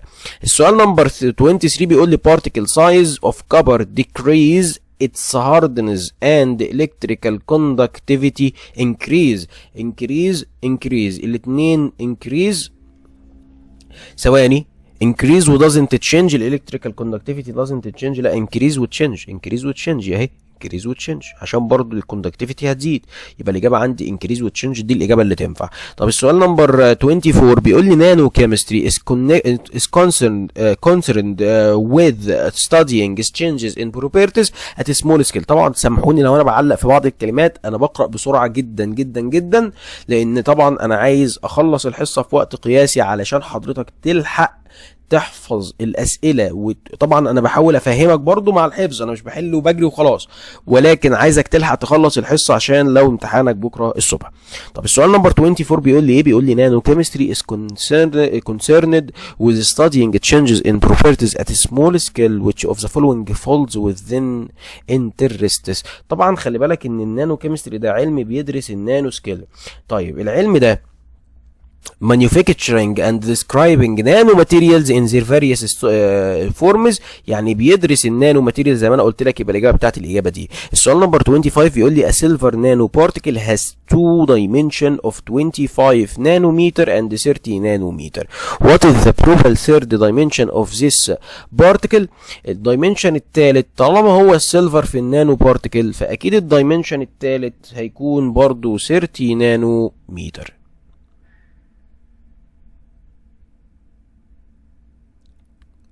طيب عندك بعد كده السؤال اللي بعده، انا ليه اخترت 30 نانومتر؟ لان طبعا هو الدايمنشن بتاعته 25 نانومتر 30 نانومتر.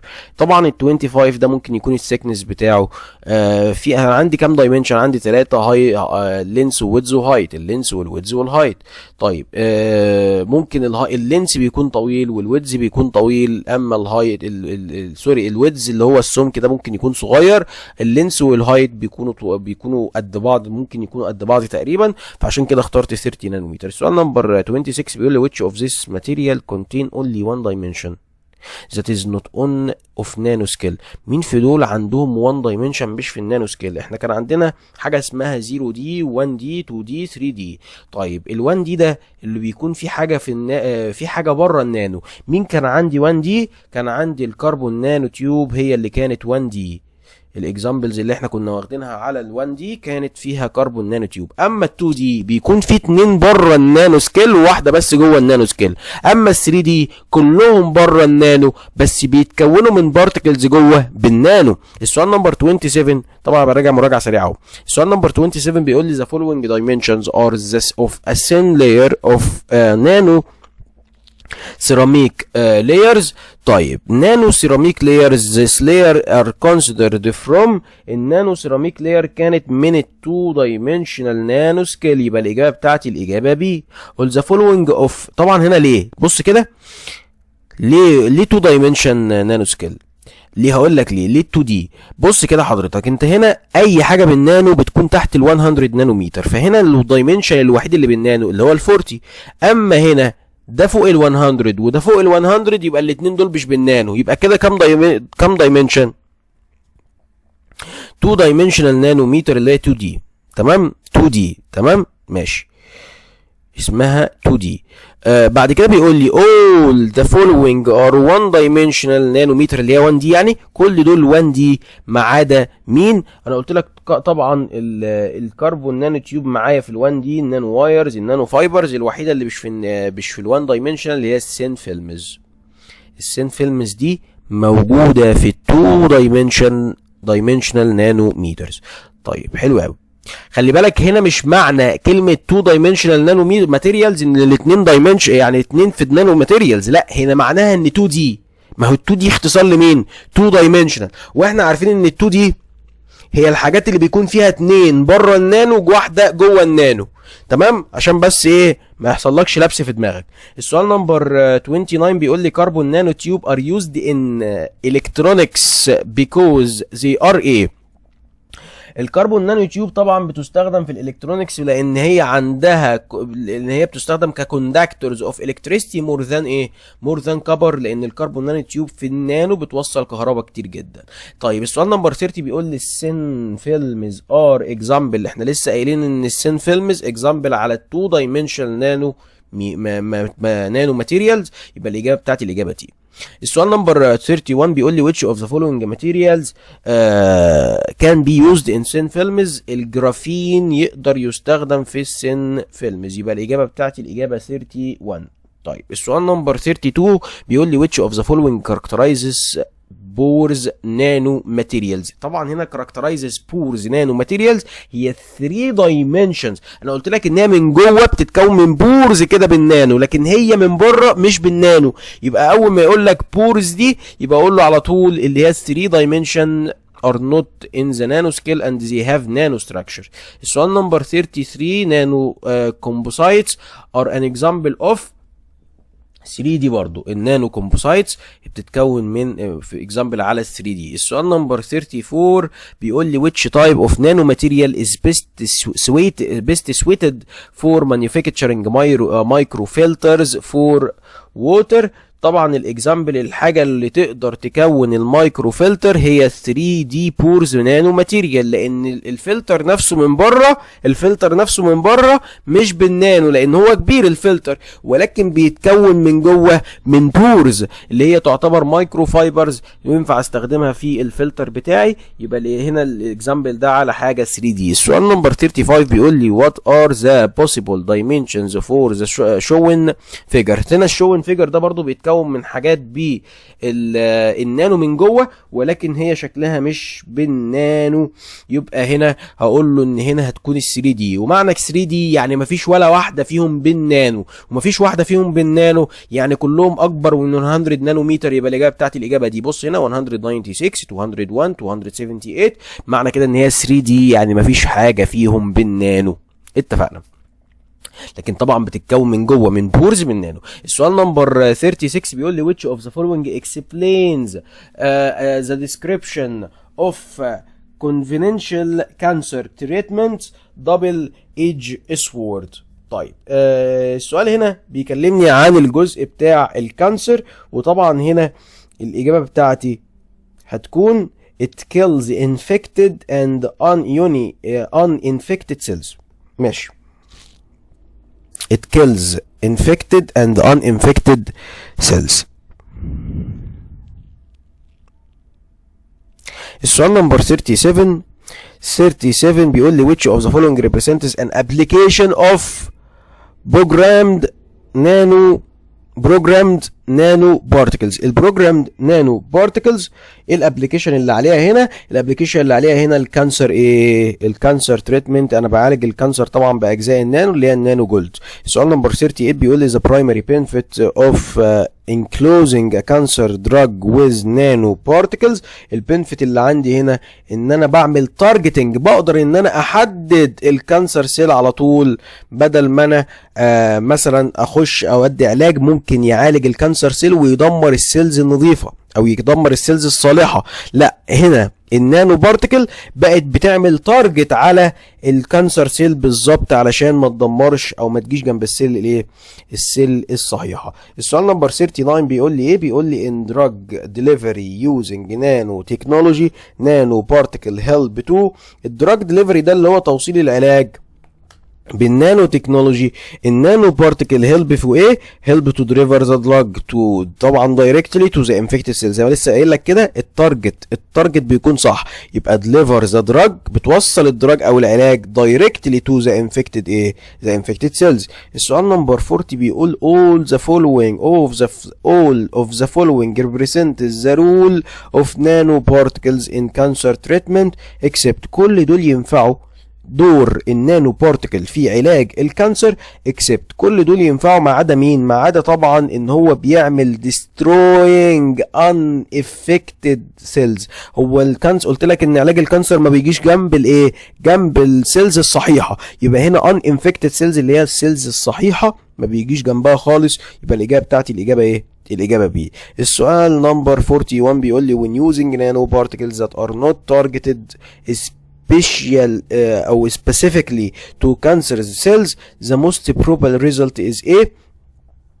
لو النانو بارتيكل ما تارجتتش الكانسر، بيقول لي طبعا هنا لو ما عملتش تارجت للكانسر سيل بس، ده ممكن يعمل لي سايد افكت، اثار جانبيه للعلاج بالنانو بارتكلز. يبقى يعمل لي سايد ايه؟ سايد افكت. السؤال نمبر 42 بيقول لي bucket tubes are useful in medicine because. الباكيت تيوب دي بتكون useful لان هي بتحمل الدراجز، يبقى are carries for drugs. السؤال طبعا الاجابه ايه؟ السؤال نمبر 43 بيقول لي ايه؟ بيقول لي when a section of a nerve cells axon is cut.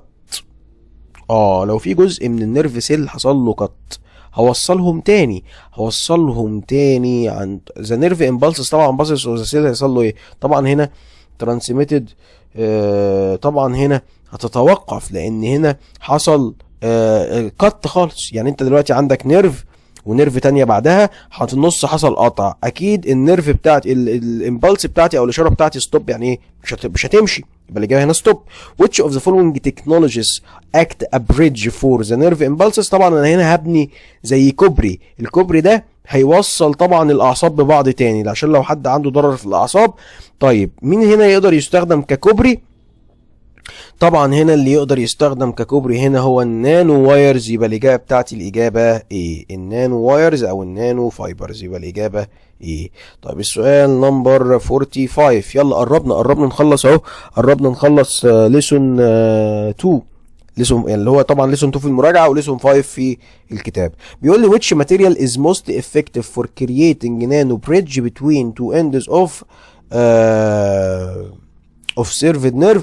طبعا اللي ينفع هنا ان اعمل منه النانو بريدج هو الكربون نانو تيوب، لسه قايل فوق النانو تيوب. السؤال نمبر 46 بيقول لي كربون نانو تيوب are used in nerve treatment because.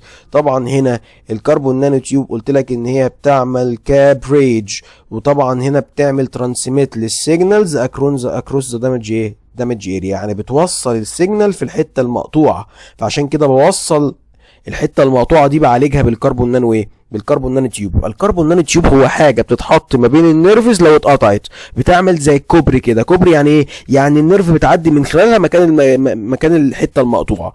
السؤال نمبر 47 بيقول لي which of the following nano materials are used to transmit neural signals to بوثياتيك لمب فور ا بيشنت. خلي بالك دلوقتي انا عندي في لمب بتكون لمب مزروعه او لمب صناعيه. اللمب دي ممكن ان انا اخليها تقدر تتحرك عن طريق ان انا هوصلها بالبرين بتاعي. طيب النانو ماتيريال اللي بتستخدم عشان اوصل النيورال سيجنال او الاشارات العصبيه لللمب المصنوعه دي، بستخدم هنا ايه؟ بستخدم طبعا بستخدم عندي النيورال نانو الكترودز. النيورال نانو الكترودز. يبقى الاجابه بتاعتي هنا الالكترودز هي اللي بتقدر تقرا الاشاره من المخ وتوصلها الى الليمبس اللي هي طبعا الاطراف الصناعيه. تاني الالكترودز دي بتتوصل بالمخ، بتبدا تترجم الاشاره، وبعد ما تترجم الاشاره بتبدا توصلها تاني للليمبس او توصلها للاطراف الصناعيه. طب السؤال نمبر 48 بيقول لي، السؤال نمبر 48 بيقول لي نيورال نانو الكترودز ار يوزد فور. طبعا هنا النانو الكترودز بتستخدم في ريكوردنج، لسه قايل لك اهو ريكوردنج، بتسجل النيورال سيجنالز اند ترانسميتنج ذيم تو ذا سمارت ليمبس اللي هي الليمبس الذكيه او الصناعيه. ذا موفمنت اوف سمارت ليمبس ديبندز اون. طبعا هنا السمارت ليمبس ديبندز على ايه؟ ديبندز على النانو شيب كوماندز. يعني طبعا هنا عشان احرك السمارت ليمبس لازم اعتمد على خاصيه النانو، يبقى النانو شيب كوماندز. يبقى الاجابه. طيب السؤال نمبر 50. السؤال نمبر 50 بيقول لي نانو شيبس implanted in the brain allow paralyzed patients to. هو ليه بحط نانو شيبس؟ نانو شيبس علشان تقدر تاخد الاشاره وتوصلها الى الديفايسز اللي بره او الليمبس اللي بره. طب عشان النانو شيبس بتعمل كوميونيكيت فيا ديفايسز باي ثينكينج، عن طريق التفكير. انا هفكر ان انا عايز احرك ايدي اليمين، يبقى الليمب او اللي هي الطرف الصناعي هيتحرك ناحيه اليمين. طب دلوقتي لو حضرتك في لا قدر الله حد عنده شلل كامل مش هيقدر يتحرك خالص، فهيعمل ايه؟ هيقعد على كرسي. بس عشان نقدر ناخد منه المعلومات بتاعته بنقدر ان احنا نزرع جوه شيبس او خلايا بالنانو جوه جسمه اللي هي اسمها نانو شيبس جوه البرين بتاعه، علشان تبدا ان هي يقدر يتواصل معانا عن طريق ان احنا نحط له شاشه كمبيوتر كده تبدا تظهر عليها المعلومات اللي هو بيفكر فيها. السؤال نمبر 51 بيقول لي what is the nanostructure that enables the movement of the right arm after it has been stopped for a period of time. طيب هو مين اللي يخلي الرايت ارم يتحرك لو وقف بعد فتره؟ هقول له هو النانو بريدج in the nerve that transmits the signal to the arm. الإجابة سي. السؤال نمبر 52 بيقول لي the operating principle of biofuel cell. البايوفيول سيل بتشتغل عن طريق السيل. ثواني.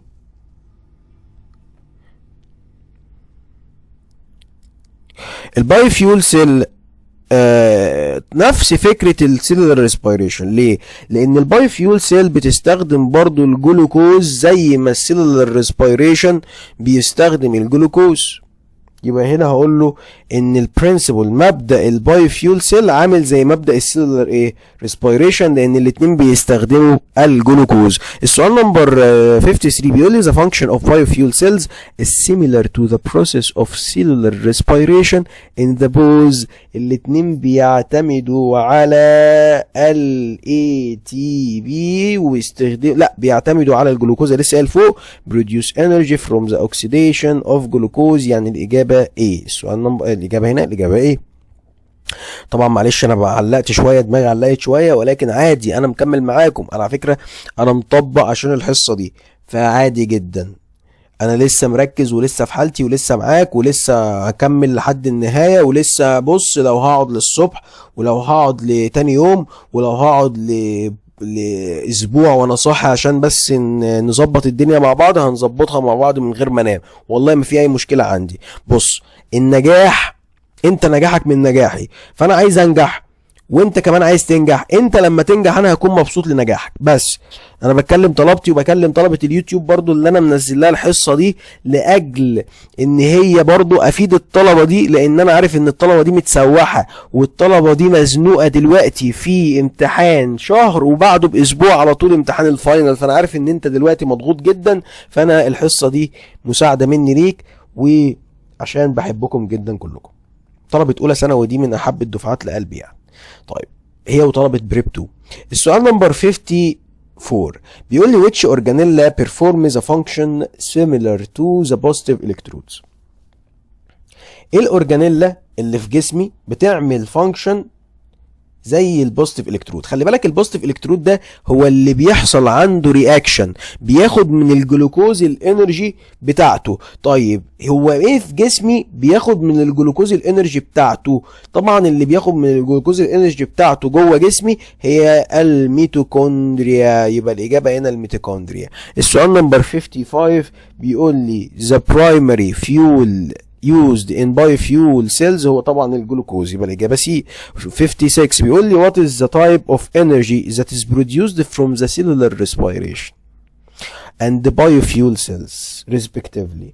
طيب لو انا اتكلمت على السيلولر ريسبيريشن، السيلولر ريسبيريشن بتعمل لي كيميكال انرجي، بتديني طاقة كيميائية جوه جسمي. اما البايوفيول سيلز بتطلع الكتريكال انرجي. الإجابة ايه؟ الإجابة بي، كيميكال انرجي في السيلولر ريسبيريشن والكتريكال انرجي فين؟ في البايوفيول سيل. السؤال نمبر 57 بيقول لي in a biofuel cell glucose is oxidized at. الجلوكوز بيحصل له اوكسيدايزد فين في البايوفيول سيل؟ بيحصل له عند الانود اللي هو الالكترود، النيجاتيف الكترود الانود. السؤال نمبر 58 electrons in a biofuel cell move through external circuit. الالكترونز في البايوفيول سيل move through external circuit toward the cathode. ما هو طبعا عند الانود الجلوكوز بيبدأ يطلع الطاقة بتاعته. طيب بعد ما الطاقة تطلع وينتج عندي الكتريكال انرجي هتبدأ تتجه ناحية الكاثود، يبقى ببدأ اخش من الانود وبروح ناحية الكاثود. السؤال نمبر 59 بيقول لي the use of nano gold in biofuel cells aims to. طبعا انا بستخدم ليه الجولد هنا؟ بستخدم الجولد علشان بيعمل كالكتريكال كاتاليست. كاتاليست يعني بيسرع التفاعل الايه الكيميائي. احنا عارفين ان النانو دايما بيسرع التفاعل والرياكشن بتاعه بيكون سريع. السؤال نمبر 60 خلاص بنخلص اهو. السؤال نمبر 60 بيقول لي ايه؟ بيقول لي the rule of carbon nanotubes in biofuel cells. الرول او دور الكربون نانو تيوب في البايوفيول سيلز. الكربون نانو تيوب هي مش بالنانو، طالما بالنانو يبقى هتعمل انكريس في السيرفيس اريا وهتعمل كوتنج الكترودز، يعني هتغطي الالكترودز من بره وفي نفس الوقت هتزود السيرفيس ايه؟ هتزود السيرفيس اريا. طيب السؤال نمبر 61 نانو بارتيكل are used in biofuel cells because they النانو بارتكلز بتستخدم في البايو فيول سيلز علشان تزود الترانسفير اوف الكترونز اللي هو الطاقه الكهربائيه يعني الالكتريكال انرجي increase the rate of transfer of electrons. السؤال نمبر 62 why are biofuel cells considered safe and clean؟ ليه البايوفيول سيلز تعتبر كلين؟ لانها بتستخدم الجلوكوز از انرجي سورس، يعني ما بتستخدمش البترول ولا الغاز الطبيعي عشان تطلع كربون دايوكسيد، فعشان كده هي ايه تعتبر سيف اند كلين. اخر سؤال موجود عندنا في ليسون 5 او الدرس الثاني في المراجعه بتاعتنا، نانو تكنولوجي contributes to improving sustainability because. طبعا هنا النانو تكنولوجي بيدعم الاستدامه، واستدامه البيئه دي يعني ان انا اعمل بيئه نظيفه. ليه؟ لان النانو تكنولوجي دي بتقلل الكونسامشن او of energy and resources، يعني بتقلل استهلاك الطاقة وبتقلل استهلاك المصادر زي مثلا البترول والغاز البترول والغاز الطبيعي. فعشان كده هي بتدعم السستينابيليتي، معناها الاستدامة. انا كده خلصت ليسون 5، اروح اشرب نفس كوباية المية هي وارجع لك تاني نكمل مع بعض اخر ليسون موجود عندنا في الحصة ان شاء الله. مهم جدا وممتع جدا. هنخش في ليسون موجود في شابتر 4 اللي هو بيكلمني عن الليزوسفير. يلا كده استناني نكمل مع بعض يا صديقي ليسون 3 في المراجعه بتاعتنا النهارده، واللي هو يعتبر ليسون 1 في شابتر 4 اللي بيكلمني عن الليزوسفير او الغلاف الصخري. اول سؤال معانا بيقول لي which of the earth's layers accounts for only 1%. اول ما تلاقي كلمه 1% يبقى على طول هنا بيكلمني عن الكراست او بيكلمني عن القشره اللي هي اصغر لاير موجوده عندي. اما السؤال نمبر 2 بيقول لي continental crust rocks differ from oceanic crust rocks in all of the following except. طبعا كل مختلفين في كل حاجه ما عدا الفيزيكال ستيت، الحاجة الوحيدة اللي مش مختلفين فيها، يعني مختلفين في الكومبوزيشن، مختلفين في الثيكنس، مختلفين في الدنستي ما عدا الفيزيكال ستيت. السؤال نمبر 3 بيقول لي scientific term سيال. السيال ده اللي هو عبارة عن سيليكا مع ألمونيوم. الاس اي دي اللي هو أول حرفين في سيليكا، والاي ال اللي هو أول حرفين في ألمونيوم، يبقى سيليكا اند ألمونيوم. السؤال نمبر 4 بيقول لي what is the primary constituent of oceanic crust known as سيما. السيما ده اللي هو برضو أول حرفين الاس اي في السيليكا، والام اي اللي هي المغنيسيوم. يبقى الاجابه عندي الاجابه بي اللي هي سيليكا اند سيليكا اند مغنيسيوم. السؤال نمبر 5 بيقول لي ايه؟ السؤال نمبر 5 بيقول لي the opposite model. الموديل اللي قدامك ده represents the earth's layer. what is the layer that refers accurately to سيال؟ السيال دي طبعا هي القشره التي تحتوي على سيليكا اند ألمونيوم، اللي هي القشره اللي هي طبعا الكراست اللي بره دي، اللي هي اللاير اللي بره، اللي هي الاجابه ايه؟ الاجابه سي اللي هي القشره اللي بره دي، اللي هي القشره التي تعتبر اللي هي القشره الايه؟ الكونتيننتال كراست. السؤال نمبر 6 بيقول لي which of the following elements contributes to making the oceanic and crust denser than continental crust. طبعا اللي بيخلي الاوشانيك كراست بيكون denser ان الاوشانيك كراست بتحتوي على المغنيسيوم والايرن ده بيخليها دنسر، يعني بتخليها الكثافه بتاعتها اعلى من الكونتيننتال كراست. السؤال نمبر 7 بيقول لي what is the primary reason for continents rise above sea level compared to the oceanic crust.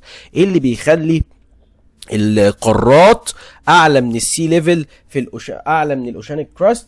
طبعا اللي بيخليها اعلى ان the density of continental crust is lower than the oceanic rocks. يبقى الاجابه بتاعتي الاجابه سي. السؤال نمبر 8 the largest of. طبعا اي حاجه الدنستي بتاعتها قليله بتطفو على الحاجه اللي الدنستي بتاعتها عاليه، فانت عندك الاوشانيك الدنستي بتاعتها اقل، فعشان كده هي فوق اكتر من السي من السي ليفل. السؤال نمبر اكتر من طبعا من اللي هي الاوشانيك كراست. السؤال نمبر 8 بيقول لي the largest of the earth's layer by mass represent. طيب مين هو الاكبر لاير عندي؟ هي المنتل اللي هي الطبقه الثانيه اللي بعد الكراست على طول، اللي هي الاجابه بي.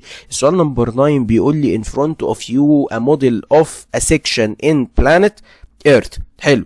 The letter A B C D represents for different layers which is this layer contains ductile rocks. اللي بتحتوي على الدكتايل روكس طبعا اللي هي الروكس الدايبه، هي الاجابه نمبر بي اللي هو المنتل، يبقى الاجابه عندي الاجابه نمبر بي. السؤال نمبر 10 بيقول لي one of the earth's layers in which temperature reaches up to 5000. ال 5000 دي بتوصل عند الاوتر كور، الكور الخارجي، يبقى الاجابه بتاعتي الاجابه ايه؟ السؤال نمبر 11 بيقول لي chemical composition of the earth's inner core and the upper mantle are similar in the presence of. طبعا الاثنين متشابهين في وجود الايرن او الحديد. الابر منتل فيها حديد، والانر كور برضو فيها نيكل اند ايرن، يعني فيها حديد.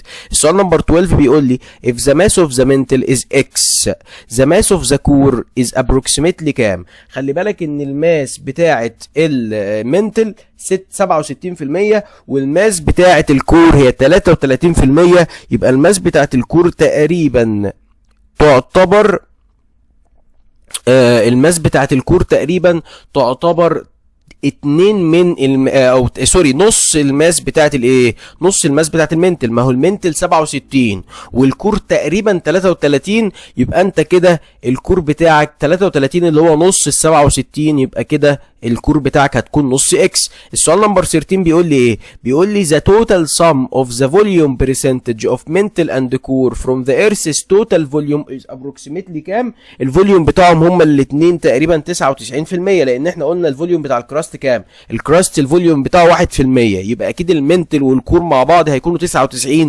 السؤال نمبر 14 بيقول لي why does inner core remain solid despite extreme temperature؟ temperature عالية بس لسه الانر كور ماسك في السوليد بتاعه. ليه هو سوليد الانر كور مع ان التمبريتشر عاليه؟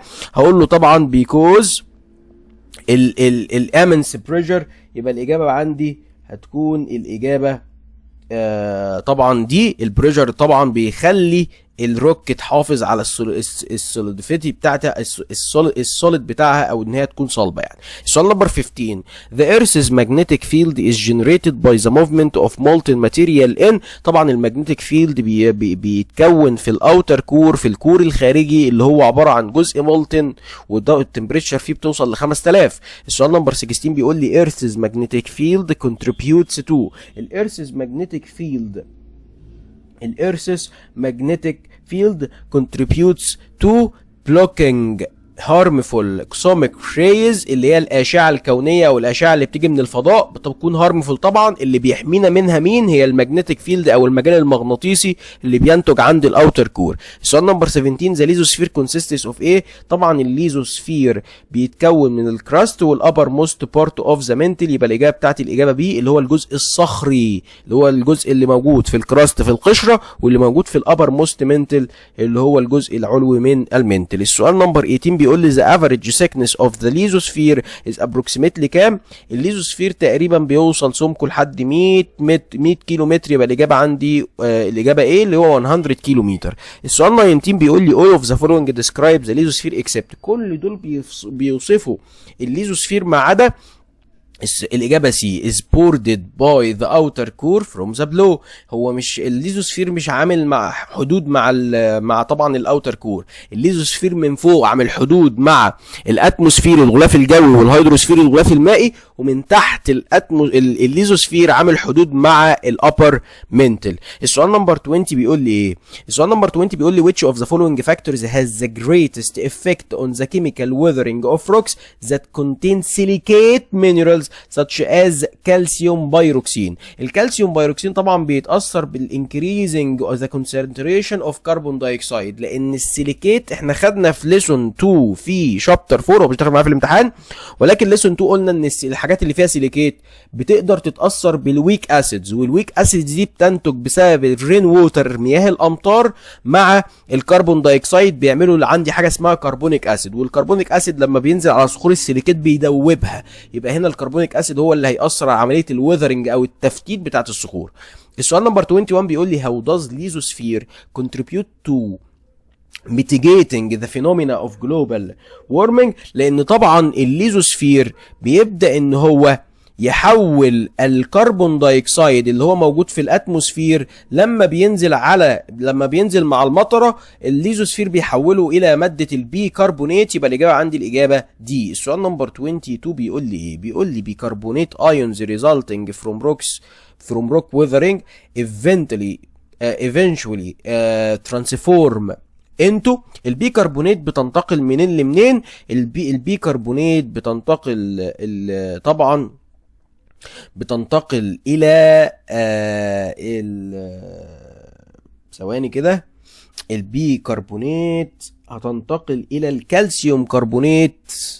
ناتجة عن ايه؟ طبعا ناتجة عن الكالسيوم كربونات اللي هي ديبوزيتس ان بتنتقل الى السيز الى البحار على هيئة كالسيوم كربونات.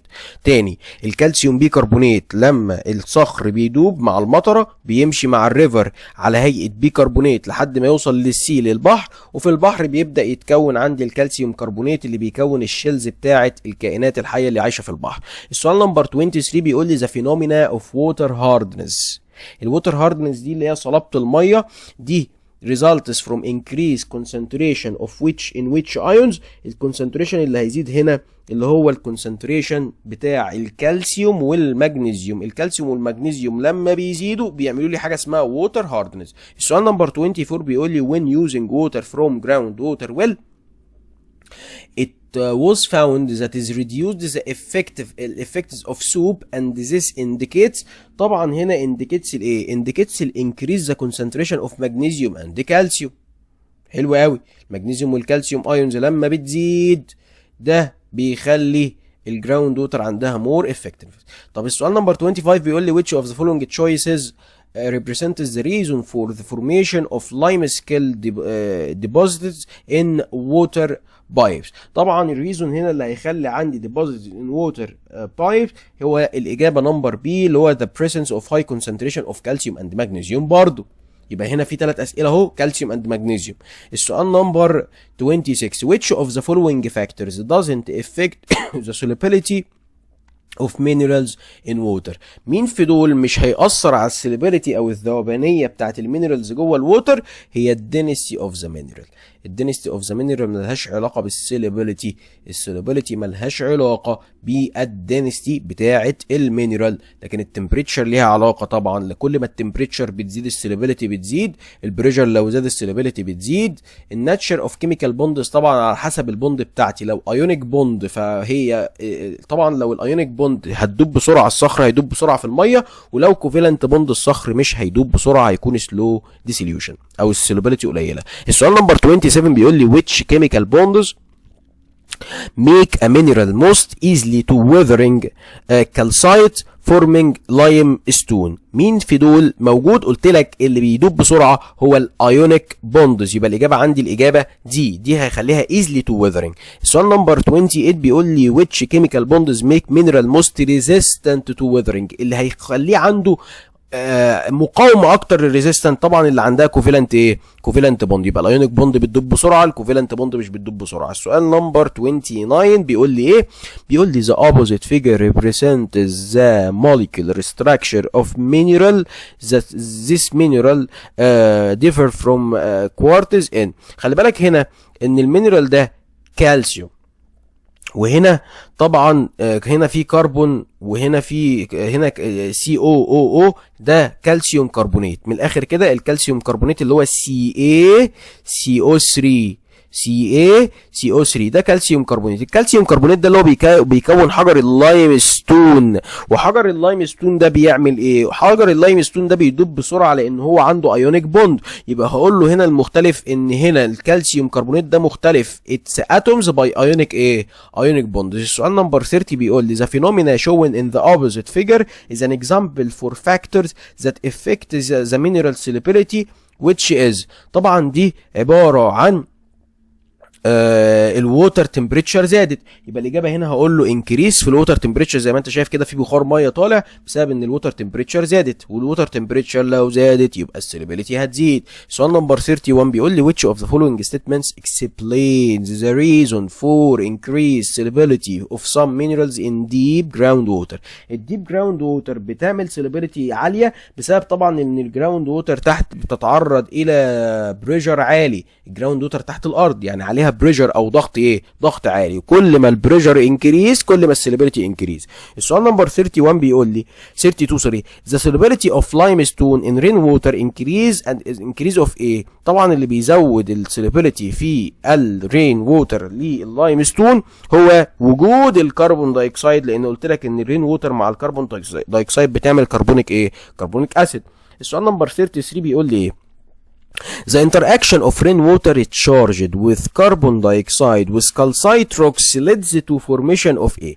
طيب الرين ووتر لما تتفاعل مع الكربون دايوكسيد طبعا هتنزل على الكالسايت روكس، ده هيكون عندي ايه، هيكون عندي caves and cavities، هيكون عندي caves and cavities اللي هي الكهوف. طبعا الكهوف دي اللي بيبقى نازل منها كده، بص كده هتلاقي السقف بتاع الكهف كده نازل منه حاجات عامله كده. الحاجات اللي عامله كده دي اللي هي بسبب ذوبان الكالسايت بالرين ووتر طبعا والكربون دايوكسيد. السؤال نمبر 34 بيقول لي if an area is found to contain thin layer of limestone with cavities and caves this indicates الايه. طبعا لو انا لقيت في لاير فيها caves وكافيتس معناها كده ان ده معناها طبعا ان هو حصل عندي ثواني نقرا الاجابات. حصل عندي طبعا ان اللايمستون undergo with chemical weathering. قلت لك هنا ان اللايمستون هنا لسه قايل فوق الكالسايت ده اللي هو اللايمستون لما بيدوب بيعمل كيفز اند كافيتيز، يبقى اللايمستون هنا حصل له chemical weathering. السؤال نمبر 35 بيقول لي ايه. السؤال نمبر 35 بيقول لي pores volcanic rocks اللي هو حاجه اسمها زولايت are used in some water treatment plants because طبعا الصخر ده بيستخدم في تريتمنت بلانتس او علاج النباتات لان هو بيعمل ابزورب للامبيوريتيز اند هيفي ميتالز من السويل بتاعتي او من التربه بتاعتي. يبقى الاجابه بتاعتي الاجابه دي بسي سوري. السؤال نمبر 37 بيقول لي which of the following reacts faster with acid rain. مين اللي بيتفاعل هنا مع الاسيد رين بسرعه؟ قلنا طبعا اللايمستون، يبقى الاجابه بتاعتي الاجابه بي. السؤال نمبر 38 بيقول لي the rule of the lithosphere in the biosphere includes. طبعا ايه دور الليزوسفير in the biosphere؟ طبعا دور الليزوسفير مع الغلاف الحيوي ان هو producing minerals necessary for plant growth، يعني بيعمل لي مواد مهمه جدا لنمو النبات، والمواد دي طبعا بتنزل في السويل. السؤال نمبر 39 the mineral phosphate provides the soil with which essential ions for plants growth. طبعا هنا الفوسفور ده او الفوسفيت ده بيدي النبات ايه؟ طبعا من اسمه فوسفيت يبقى هيدي النبات فوسفيت ايونز، يبقى الاجابه عندي الاجابه بي. السؤال التافه ده. السؤال نمبر 40 بيقول لي ايه؟ بيقول لي which of the following mineral decompose to release potassium ions essential for plants. طبعا عندي حجر اسمه اللي هو المينرال ده اسمه فيلدسبار ده بينتج بوتاسيوم، والبوتاسيوم ده ضروري طبعا للنبات. السؤال نمبر 41 بيقول لي which of the following element is primary released from rocks due to weathering process and is used directly in building plant biomolecules.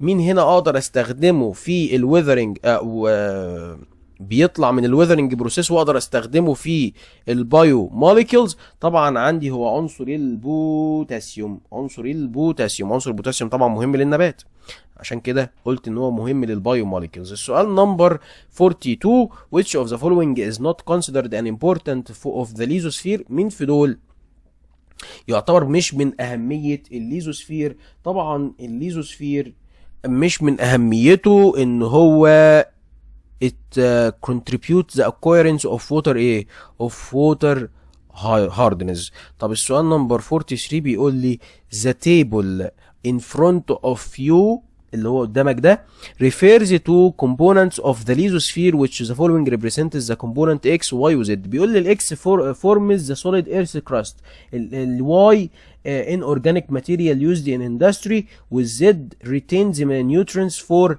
plants. يبقى الإجابة هنا بالترتيب كده إن شاء الله هتكون عندي أول حاجة rock mineral soil. rock mineral soil. السؤال نمبر 44. السؤال نمبر 44 بيقول لي the movement of tectonic plates works to ايه؟ works on ايه؟ طبعا التكتونيك بليتس بتعمل على shaping the earth، يعني بتعيد تشكيل الارض وشكل الارض. shaping the earth's surface. ومعنى كلمة تكتونيك بليتس اللي هي الالواح التكتونية اللي لما بتتحرك كده بتعمل زلازل وبتعمل براكين، فبتعمل اعادة تشكيل للارض تاني. يبقى الاجابة بتاعتي الاجابة بي. السؤال نمبر 45 بيقول لي the semi molten rock region of the upper mantle that allows for plate movement is called ايه؟ طبعا اللي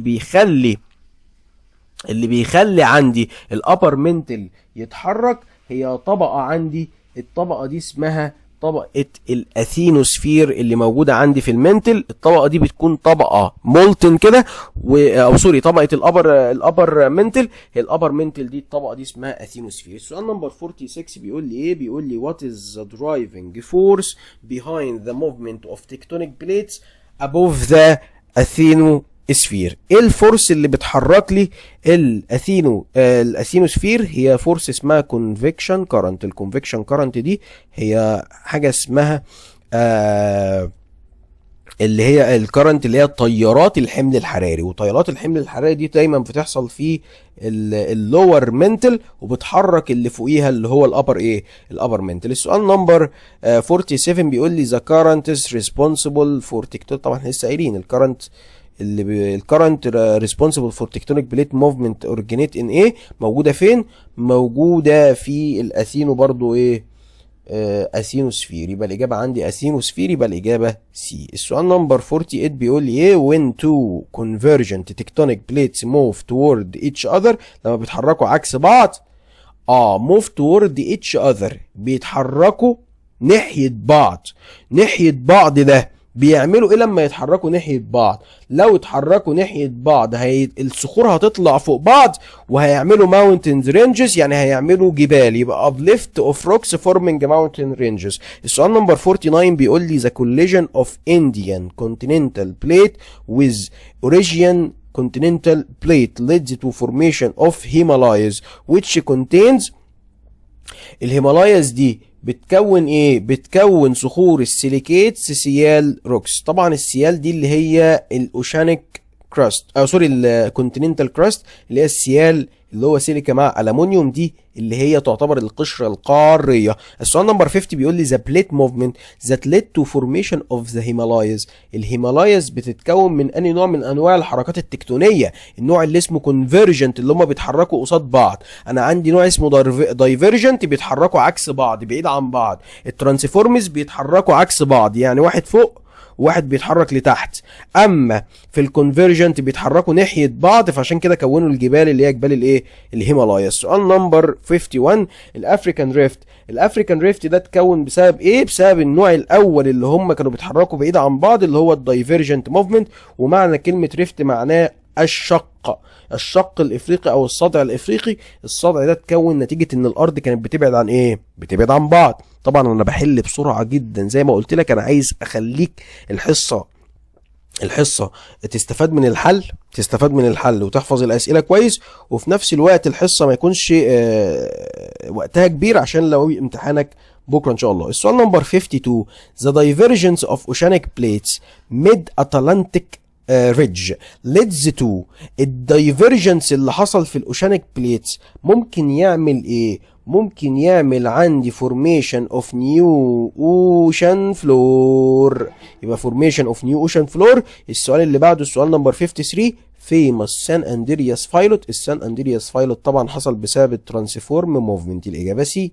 السؤال نمبر 54 هنا هتلاقي هنا واحد بيتحرك فوق وواحد بيتحرك تحت، فالاتنين ده هيعملوا ترانسفورم موفمنت، والترانسفورم موفمنت دي عملت السان اندرياس فايلوت، يبقى الاجابه عندي الاجابه سي. السؤال اللي بعده السؤال نمبر 55. which of the following illustrate the relation between rock properties and occurrence of earthquakes؟ مين في دول يقدر يشرح لي العلاقة ما بين الروك بروبرتيز والاوكيرنس اوف ايرثكويكس؟ الإجابة هنا طبعا هتكون الإجابة نمبر بي، اللي هو brittle rocks break when energy accumulate along weak فايلوتس. طبعا خلي بالك ان الفايلوتس دي بتنتج نتيجة ان في اتنين تكتونيك بليت بيتحركوا عكس بعض. لما بيتحركوا عكس بعض بيكون في هنا انرجي اللي هي الفريكشن فورس او قوة الاحتكاك. قوة الاحتكاك دي طبعا بتعمل ايه؟ قوة الاحتكاك دي بتخلي يحصل عندي ايرثكويكس او زلازل. يبقى الاجابة عندي الاجابة بي. سؤال نمبر 56 بيقول لي the opposite map shows سينا، ماشي دي جنوب سينا او شبه الجزيره العربيه او شبه الجزيره العربيه دي شبه جزيره سينا. شبه جزيره سينا دي بتقول لي التكتونيك موفمنت انديكيتس ذا اورث اون ذا ماب.